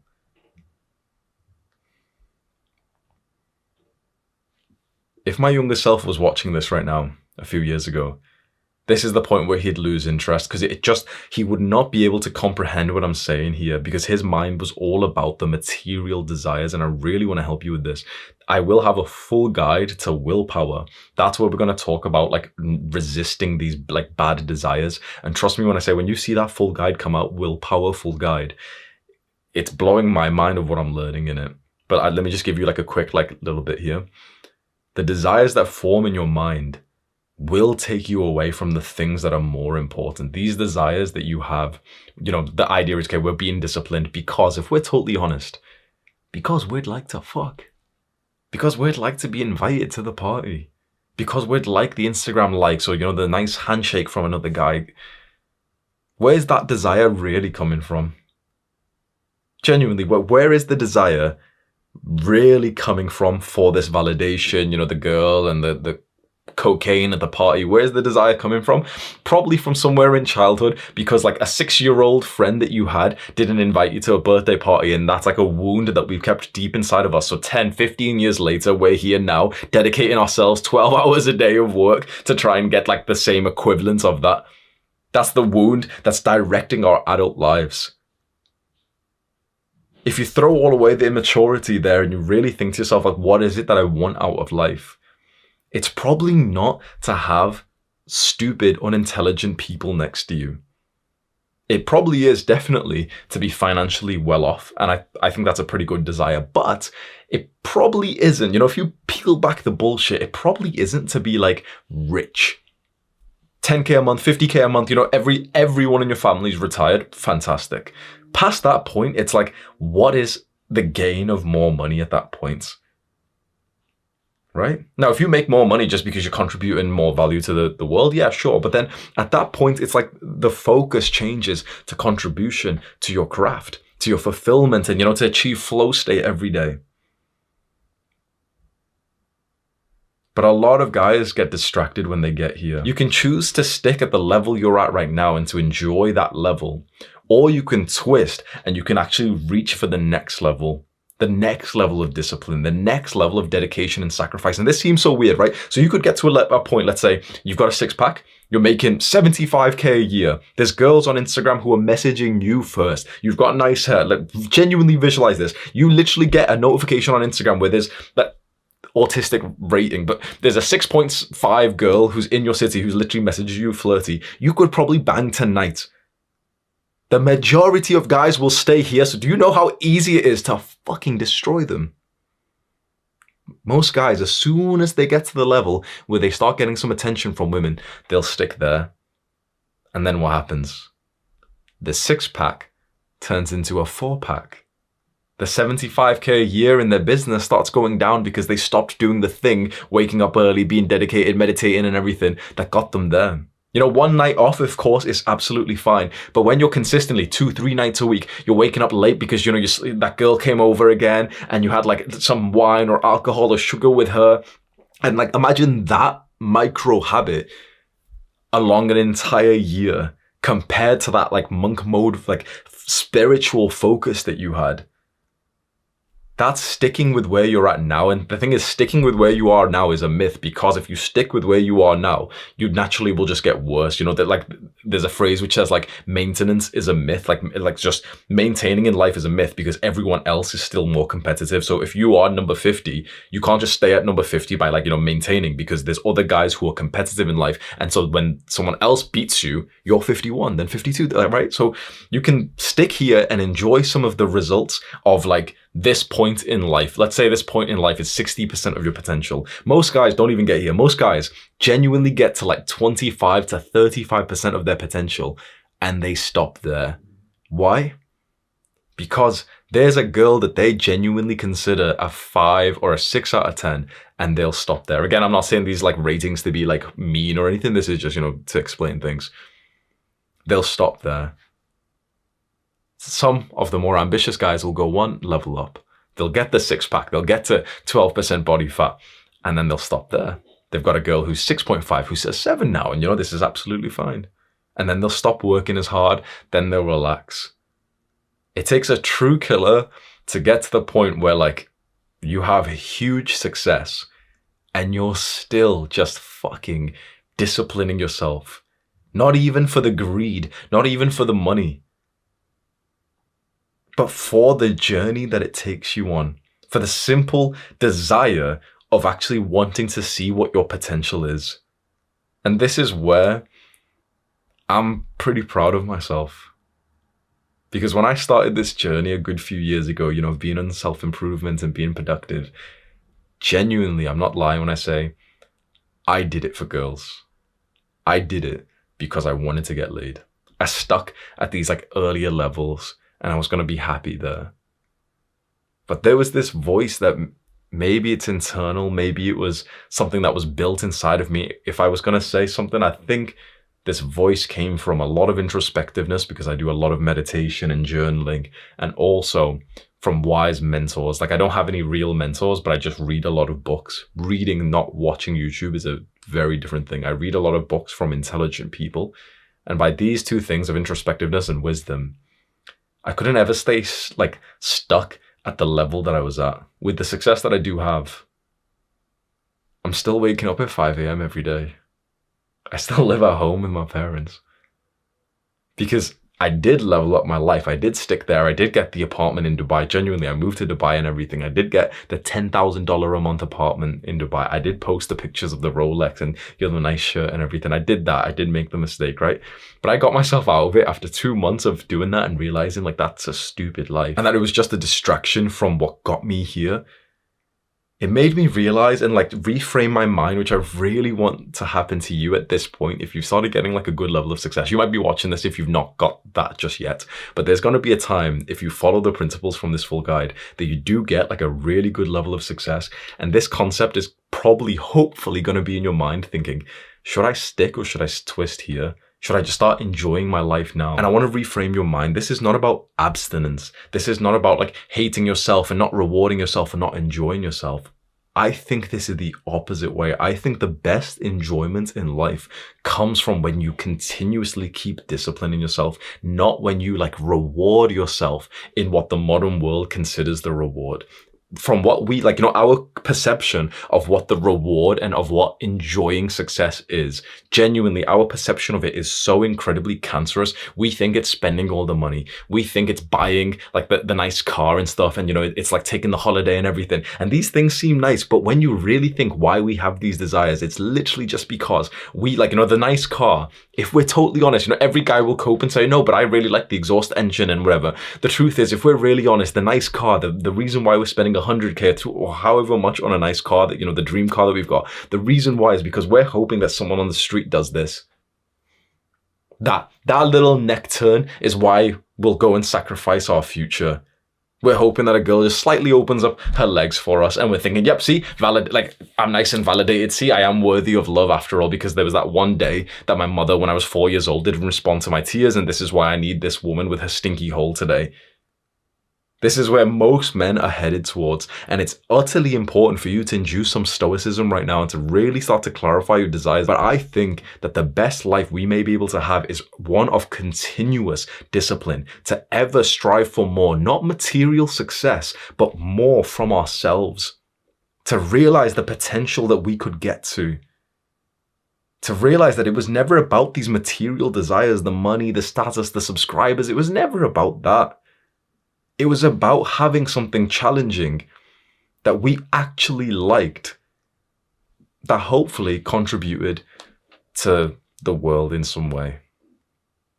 When you reframe your mind with the things you're disciplining and you start to see them purely for this thing of like, I want to challenge myself, I want to get better, I want to contribute to the world in some way, that's when I think you start to feel like you're getting rewarded every single time you work. People see you working, you're actually just playing. You see the guys who are at the absolute top of like, every niche of sport, of business, whatever. It's playtime for them. They have more fun than everyone else. Why? Because to them, it genuinely is enjoyable because they don't care about the results. When you really look at the best businessmen out there, not the ones who are the loudest, who get the most views on Instagram and, YouTube, these are like literally petty influencers. A lot of them are lying about their success. But when you see like the top tier, like we're talking hundreds of billions, fucking Sam Walton, the guy who made Walmart and that, like, Jeff Bezos and stuff, bro, they don't party. They wear the same clothes every day. They literally like to wake up and experience their life, their day to day. That's what their reward is. Imagine the strength of a man who what he wants out of life is his day-to-day routine compared to the strength of the man who wants the fancy car, who needs the private jet, who wants the group of women in his Instagram picture because that validates him in some way. Those things can be nice. You can say, oh, I'm just coping. I'm a brokey. I don't have those things. You can believe that if you want. But I wish my younger self was able to watch this guide, because I'd tell him one thing right now. When you use discipline consistently, you will build the success. And when you build the success, the distractions will come. And if you do get distracted by them, you'll lose the success, you'll lose the discipline, and you'll just go back down. And what a horrible life that is, to just choose this little tiny puny mountain that is nowhere near your capability to climb up and then down again. And then, a few years later when you get pissed off and you realize, oh man, I've just wasted 3 years with this degenerate woman, like this shit relationship that I'm in, and I got kind of fat again. Let's climb up the mountain again, and then let's get to level 6 and then let's go down again. Let's get to level 6 again and let's go down again. Let's get to level 6 again and let's go down again. This is most people's experience. This is my experience for a very long time. How about getting to level 7? How about getting to level 8 and 9 and 10 and to infinity? That is how you start to find your purpose. I believe this is how you start to find God. I believe this is how you start to find like genuine fulfillment in life. So for this actionable step, let's do a visualization together. Whatever you're working hard on right now, if you imagine yourself that you finally got the real world material success that you thought that you wanted all this time. If you've been working hard in your fitness journey, maybe it's the physique, maybe it's the Instagram followers of your fitness page. If you've been working hard in business, then maybe it's the money and, it's the Instagram pictures of you and the car and the watch. Maybe it's the girl. And after a few weeks of this or months of this, how's it going to feel when you finally look back to the analytics, the data, and you realize that you've genuinely, significantly backtracked? You're not waking up at 5 a.m. anymore now, are you? Because you've already got the girl. So what's going to happen to all of the material success then? The girl, the money, the car, the likes, when you're not doing the things to maintain that. Step 5.1, slow down. A friend of mine and a very intelligent man who's really good at business, his name's Andrew Kirby, and he gave me some advice that I want to give you here. I sent him a message saying, he knows quite a lot about me and my business, and I said to him, what's some advice you'd have for me at this stage? And his advice was, slow down. That the success that I had gotten so far was probably largely due to the fact that I was quite fast. I was fast to implement things. If I had an idea like this new business or this type of video, I'd implement it very quickly, which meant that I was someone who was taking action. I was an action taker. At the start of business, at the start of your journey in any endeavor for discipline, that is amazing. Later on, when you've already started to see success, that's actually really, really bad. So in his text message back to me, he said, in the early days, you're like a speedboat. It's very important that you can correct course and be able to realign yourself and, move quickly. But once you've built the success, it's more like a cruise ship. Set the direction and go there. You don't want to stop and alter courses too often. Thinking about that analogy, if you're closer to the start of this journey in some area, let's say with fitness, it's way better for you to move like a speedboat, be quick. For example, you get the thought, maybe I want to start going to the gym. You sign up to the gym immediately and literally go within 24 hours from now. You get the thought, maybe I want to try martial arts. You sign up to the gym and go literally within 24 hours from now. The same with, there's going to be so many guys watching this who want to be YouTubers, and they've been thinking about this for the last year. The route to success, in these early levels, is literally just shut the fuck up. And just start immediately, speedboat, go fast, make your first video within 24 hours from now. And then you'll start to, feel it out. You'll start to see what's happening. But if you're specifically watching this because you're later in this journey, or that you'll eventually get here, going fast is actually going to be a detriment. And this is something which I'm struggling with, because when you've been fast, that's how you get that earlier success. But soon going fast is a bad thing. When I go fast now, it's chaotic. When I go fast, I end up literally abandoning a whole product that I've made. And I literally have refunded over 100 people in one day. Not only did I literally 20 or 30 or however much thousand it was left my bank account in one day, but also it just took fucking 6 hours to go through imagine manually going through it, for my assistant. And I did it as well because it was just a really, really hectic day. You don't want to experience something like that. And that's because when you get these ideas and these new fantasies and this new project that you want to build on, at this level, it's actually important for you to slow down and to really question it and to journal it and to ask a bunch of questions. And so the way that I personally do this now is with what I call a decision-making framework. It's just a list of questions that I ask myself when I'm making a decision, so that I end up making decisions quite slower instead of, just the decision being just in my mind. And often those are based on emotions. You've probably heard, you could literally have an emotion because you ate sugar yesterday, or you had too much coffee this morning. And that emotion coupled with some sleep deprivation, coupled with a bit of influence from something you've seen online, maybe one of my videos, you end up literally deciding on a decision that changes your future without realizing it probably just happened because you ingested sugar yesterday. At this level right now, any of these extra desires in your mind, any of these extra decisions could be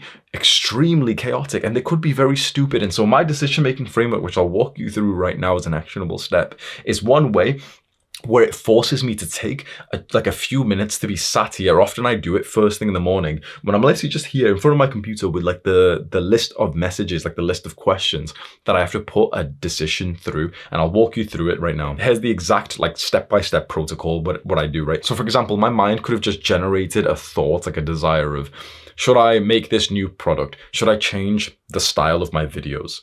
These are huge, huge questions to be thinking about. So this is what I put them through. I get the thought and I come into a notes page. Doesn't matter which software you use. I literally just use the normal iPhone notes. You don't need anything fancy. And I put that as the title. I literally just write it as a question. Should I change the videos from what they are now to this new style that I'm thinking of in my mind? And this is a series of questions that I ask myself. First of all, what's the question or what's the decision to be made? Just write it out. By the way, this is probably about 50% of the battle. If you write the decision out on paper, on PC, normally like you've just instantly left this like weak emotional state and you're looking at it logically. So this is the most important question. Just write it out. What's the question? What's the decision? The second question is, where did this thought stem from originally? Was it something someone said to you? Something you saw from others on social media? Try and dig to find its origins. Do you know how important this question is? Like, where did this desire come from? Because sometimes I've wrote down, there was someone in the gym who was bigger than me. And then I'm realizing how stupid it is. Or I've wrote down, I saw like a fucking Andrew Tate short and that's where this desire, this decision has come from. And I'm like, okay, that's probably a stupid like place to make a decision from. So just by writing, okay, I saw something on social media, you kind of realize like, oh yeah, this decision's probably stupid as fuck because it's come from like, you know, like a low quality place. The third question is, what is the dream result? So of this area, what is already like your big goal in it? So for example, for me with YouTube, it might be like a specific goal. Like I want to get to 5 million subscribers next year. Or it might be, for example, more of a wholesome intention of like, you know, I want to contribute to the body of knowledge. What is like the end point that you're first trying to get to? Then an interesting question. Think about alternative options to achieve the same result. So I've got the dream result, you know, the 5 million subscribers. And the question is, you know, should I change my videos in this style that I'm currently thinking of? But this question, think about the alternative options. Suddenly I'm bullet pointing. Well, I could probably just continue doing the same videos. I could change them completely to this new idea. I could maybe post one video with this new idea instead of changing it completely. That sounds way more like reasonable. I could, you know, ask people on the community post what they'd think about it and I'd probably get 1,000 replies. So that'd be pretty good data. And suddenly you start to think, okay, probably this decision that's in my mind is probably a little bit too extreme. There's alternative options that I can consider instead of needing to do this exact thing that my mind is fantasizing on. Then I have more like an actionable step for myself, which this is exactly what it reads. If this is a big decision of high leverage, go and get a response from a smart person first and see what they say about this decision. And so I've got a list of like smart people that I know. We've got Andrew, we've got Victor, Sam Ovens, Chris Williamson, my brother, my girl, ChatGPT. Literally ChatGPT is like a smart person that I ask these questions to, because sometimes I've had these decisions and big desires and I've ended up speaking to like one of these intelligent people and they'll be like, Hamza, you're overthinking. This is like way too dramatic or something like that. You know, like another person who's not emotionally invested into this will look from the outside and tell you, no, your thinking's not right here. It might be better doing it like this. What's making you think that? Then I have a question. What would my 85-year-old self think about this decision? This is something I learned from Alex Hormozi, like one of his videos, he spoke about this, where you think of like this grandpa frame. When you're imagining yourself either really elderly or maybe on your deathbed, what would you think about this decision? Is it minor? Would you look back and think like, okay, this was just stupid? Oftentimes this kind of calibrates my life a bit differently because right now I'm super work obsessed, like that's where I am in life. But when I ask this question, what would my 85-year-old self think of this decision? And for example, if the decision is something that might take me away from my family or my girl or friends or something, I'll often ask myself, what would my 85-year-old self think? And I'd write, oh yeah, he'd probably think it was just silly that like I already had quite a lot of success and money and subscribers. Why was I sacrificing something that mattered more? And finally, the last point of this framework that you can copy to make decisions is literally just the text, which says decision made with a colon. And the idea is that I just write like, okay, what I've decided on. This here takes a few minutes, but it takes you out of this emotional state and it makes you slow down. And just that could be, honestly, like this might save you years of your life. You might end up like, because decisions are really how we become successful. Decisions is, it's discipline. What are you going to decide today? Is it the easy path or the hard path? Are you going to decide the long-term thing or the short-term thing? When you become slightly better at decisions just because you've got a framework like this, your life might change forever. So I'm actually very happy to share that with you. And I really do hope it serves you as well as it served me. Step 5.2, be strict with yourself, but tolerant with others. By this point, you've already started to build a great level of discipline and you've started to see the success of that, which is wonderful. This is where many young guys, they've asked me, how do they get their parents on self-improvement? How do they get their friends to start working out and quitting these bad habits? Through my years of doing this work, I've always advised, let's help them, let's do this, try and do this, try and do this. And I'm slightly ashamed, but I understand now that I have never been able to help someone in this situation. Every young man, which is over maybe 100 or 200 by now that I've spoke to of this specific problem, comments and video calls and whatever, right? It has always failed. Like our plan to help this young man help someone else, it's always failed. Why? Because you can be strict with yourself. You really want this, right? You really want to improve your life. You really want to get the success and everything. You're here watching a video like this. And so me giving you this advice and being a bit strict with you works. But the people in your life, your friends, your family, they don't care as much. They might say that they want this, but they really don't. I understand how saddening and depressing it is seeing the people you love waste away. But you can't force anyone to get onto self-improvement and be disciplined and to delay gratification. These things are hard enough when you really want them. And so when there's someone who doesn't even want them as much, there's not much hope there. But there is something practical that we can do. You set a fantastic example. You lead by example. You keep disciplining yourself. You keep getting to the next level. You don't indulge in the desires that arise, the success that leads to the distractions. You keep disciplining yourself. And maybe, hopefully, one day, the people that we love will be inspired by that. And that's when they'll come towards us. That's when they'll really, really want to change. And that's when we can maybe help them. When I moved back home here to my parents' house when I was 22 years old, I was a very different man than what my family knew. My family knew me as the video gamer, and they'd probably smelt like my room smelling of cum for 10 years, right? And suddenly I came back with this idea of being disciplined and, I'm doing these crazy things that, it was lockdown, but I would literally get a weighted backpack and just go for runs, and I'd go run specifically through wet, muddy fields and everything just to get uncomfortable. And I remember this moment when I started waking up super early and it felt amazing to do it, really disciplined, and I felt really strong. I'm listening to Can't Hurt Me by David Goggins, and I wake up. It's, the silent, quiet enthusiasm of the nighttime or of the morning time. It's like 5 a.m. and I go downstairs and I've got my earphones in, listening to Can't Hurt Me, and I'm filling up the water bottle. And my dad walks in. Now, my dad wakes up super early, 5 a.m., 4:30, whatever, and he's going to go drive the taxi. And he walks in through the kitchen and he's almost taken aback. He's probably shocked because he's never seen me awake at the same time that he wakes up at 4:30 to work, right? And his youngest son, the guy who's been a degenerate for as much as he's known me, who's been addicted to video games, is there in gym clothes with earphones on, filling up my bottle. And he says wait, what? Oh, you're awake, couldn't you sleep? I remember saying to him oh no, I'm going for a run. And I promise you, the noise he made was, eh? Asian parents, eh? Yeah, about that. He says, he's asking me if I'm okay and everything, and couldn't I sleep? I said, no, I woke up on purpose. It's pitch black outside. This is not something that, me or my family do, this hard discipline stuff. It's pitch black, it's probably cold. And still, I literally went for a run at this point. Fast forward a few years from that moment, and my dad's went through a transformation of his own. He's reduced how much alcohol he drinks. He's improved his diet. I see him training. He goes to the gym. He plays badminton. And for most of all, for the biggest thing that he cares about is cricket. And over the last year, he kept on sharing screenshots to our family group chat of these, the websites that post a cricket results, a match results. And his team keeps winning, and he keeps getting man of the match, and he's the bowler, and he keeps getting promoted or whatever, recognized. He's the team captain now. Now, of course, this is his effort, of course. But I can see, like, maybe, I'm taking a bit of the credit, who knows, but like, I can see a bit of a link between like me being there at 5 a.m. and being this excellent example for myself and for my family and for the world. And my dad, and maybe hopefully in some ways getting inspired by that and thinking, yeah, like, we work hard. Yeah, we kind of like exercise and everything. And he, like, W in the chat is what all these internet people say. My dad is the team captain of his cricket club now. So, yeah, that's just my story, man.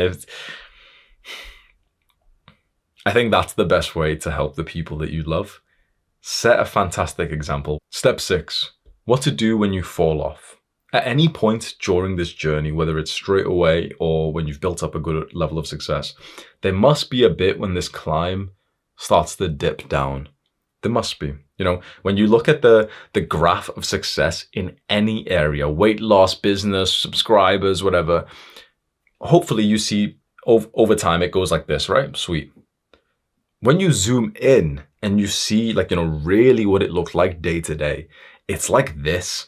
It literally feels random. If you've ever tracked your body weight every single day on like a bathroom scale, so you're seeing how much you weigh, this, right? It's not like it's just exactly like 170 pounds and it goes down by 0.15 pounds every single day. So it's completely like linear. It's not. It's so weird. It's like you could eat the same calories, drink the same amount of water, and for some reason your weight tomorrow will be 2 pounds lower, even though like you ate like a cheat meal today. And it's like, it's always like this until you zoom out and it's been a week, it's been a month. Now you see like more of a trend. This is what we need to get used to. There's gonna be many days where you feel like you've fallen off. It's this day. And so what do? Because for a lot of guys, when they experience this day, that's when they'll change their plan. That's when they'll be too fast. That's when they'll start thinking, I've got to hurt myself more. I've got to, I'll double the cardio and I'll eat even less and I'll do this. I'll get super, super hard, right? That's the wrong mindset. Because the better thing to do when you experience a day like this is to try your best to stick to the exact same plan as before. Is to understand that some of the days are going to be like this and some of the days are going to be like that. And they'll average out if your plan was set in the right direction. Many people will change their plan on the first bad day. And then again, it's like that same concept of just moving too fast, making too many like shallow decisions, and they're all over the place and they're all like fickle with their plans and their goals. That being said, if you notice yourself falling off at least more than like a few days in a row, it's been weeks, it's been months, for example, since you last meditated. Let's say you got into meditation at some point earlier this year, and then you literally just haven't meditated in so long. Many people will live with that regret inside of their mind and not really do much for it. Defining the problem is 3/4 of the answer. Literally just writing down the problem. So if you're here right now and specifically, you've got this vague pain in your mind of like, I've been slacking in meditation for the last 6 months. You just taking that from your mind and writing it down, pen, piece of paper, or like I use iPhone notes. I've missed most of my meditation sessions for the last 6 months. Why? Then your brain will actually start to be productive. Why have I missed it? I don't really want to do them. I don't find them fun. I'm not sure if they're actually that productive. Then you start asking more questions. Is this reasonable? Is it rational? Is it logical? Probably not, because, I know the scientific research, meditation is proven to be effective. Maybe I'm just coping. Maybe I'm just procrastinating. But I just don't know why I'm not getting consistent in it. Then you ask some more questions. You almost have like a step-by-step, as we did with the decisions, but with like, I've fallen off framework.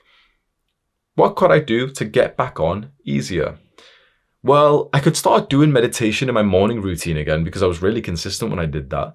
I could reduce the time that I meditate for, because in my mind, like, it's hard to start meditating with 20 minutes again. But if I started with like 3 minutes for the first week, I could easily do 3 minutes. And, a week from now, I could do 5 minutes. And 2 weeks from then, I could do 10 minutes. And, a month or 2 months from now, if I just maintain 10 minutes a day, that's already really good. But I reckon 2 months from now, I could probably be back at 20 minutes a day again.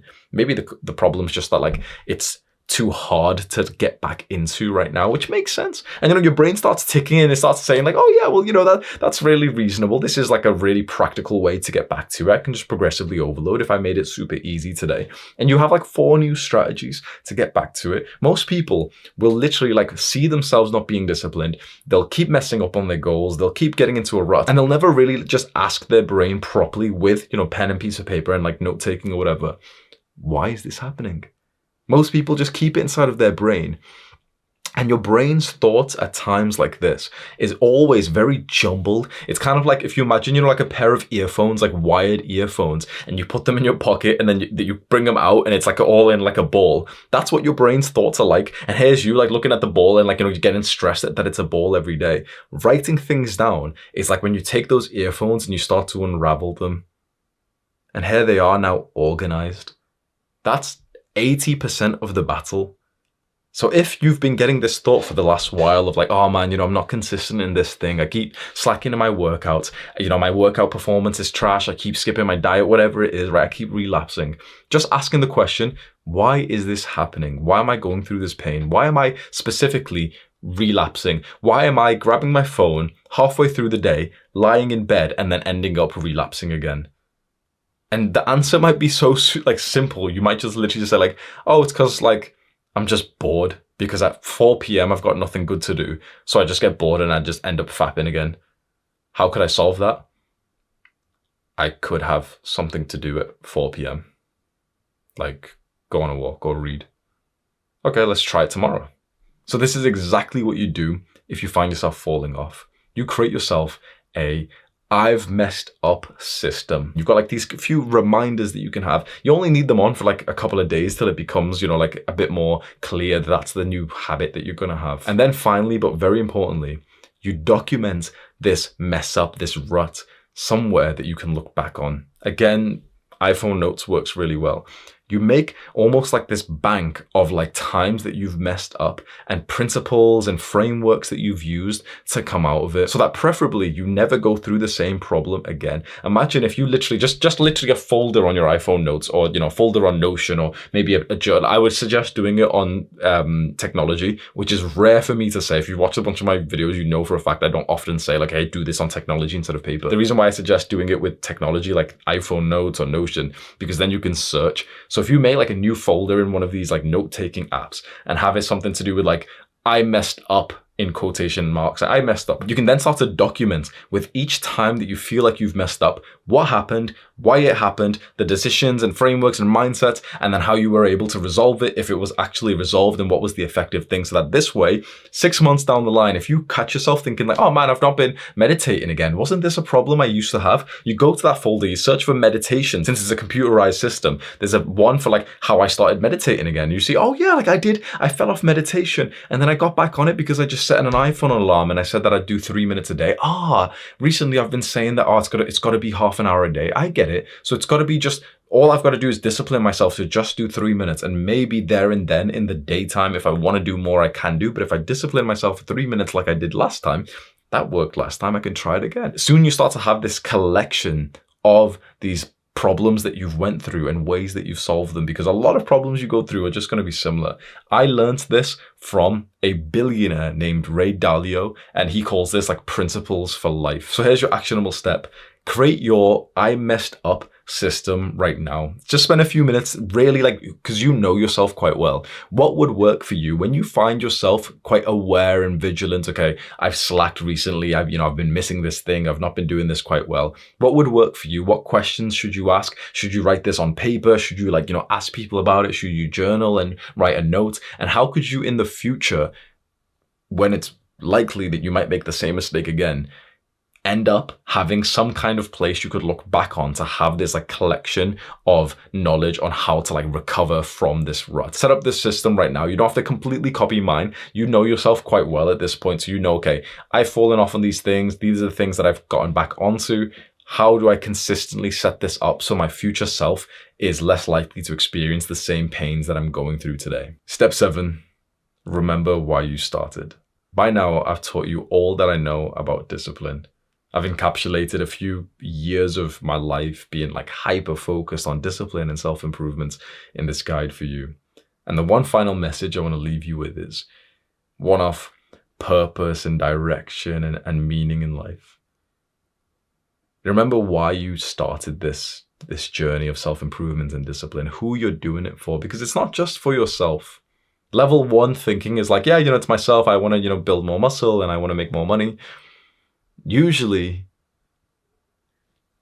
the internal desire that we have is actually for other people. And so if you just close your eyes one last time with me, and you do think of like the points that you do want to get to, and other people, their lives are benefiting because of your hard work and your dedication and your discipline here. Being able to help other people and contribute to your community and, help and retire your family.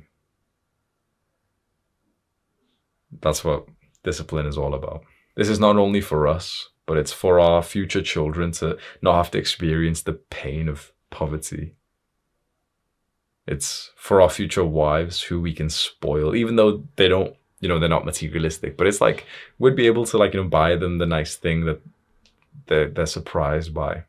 We'd be able to retire our future wives and our parents and our fathers who have worked so hard, and even our distant relatives, just because of the fact that they are blood related to us.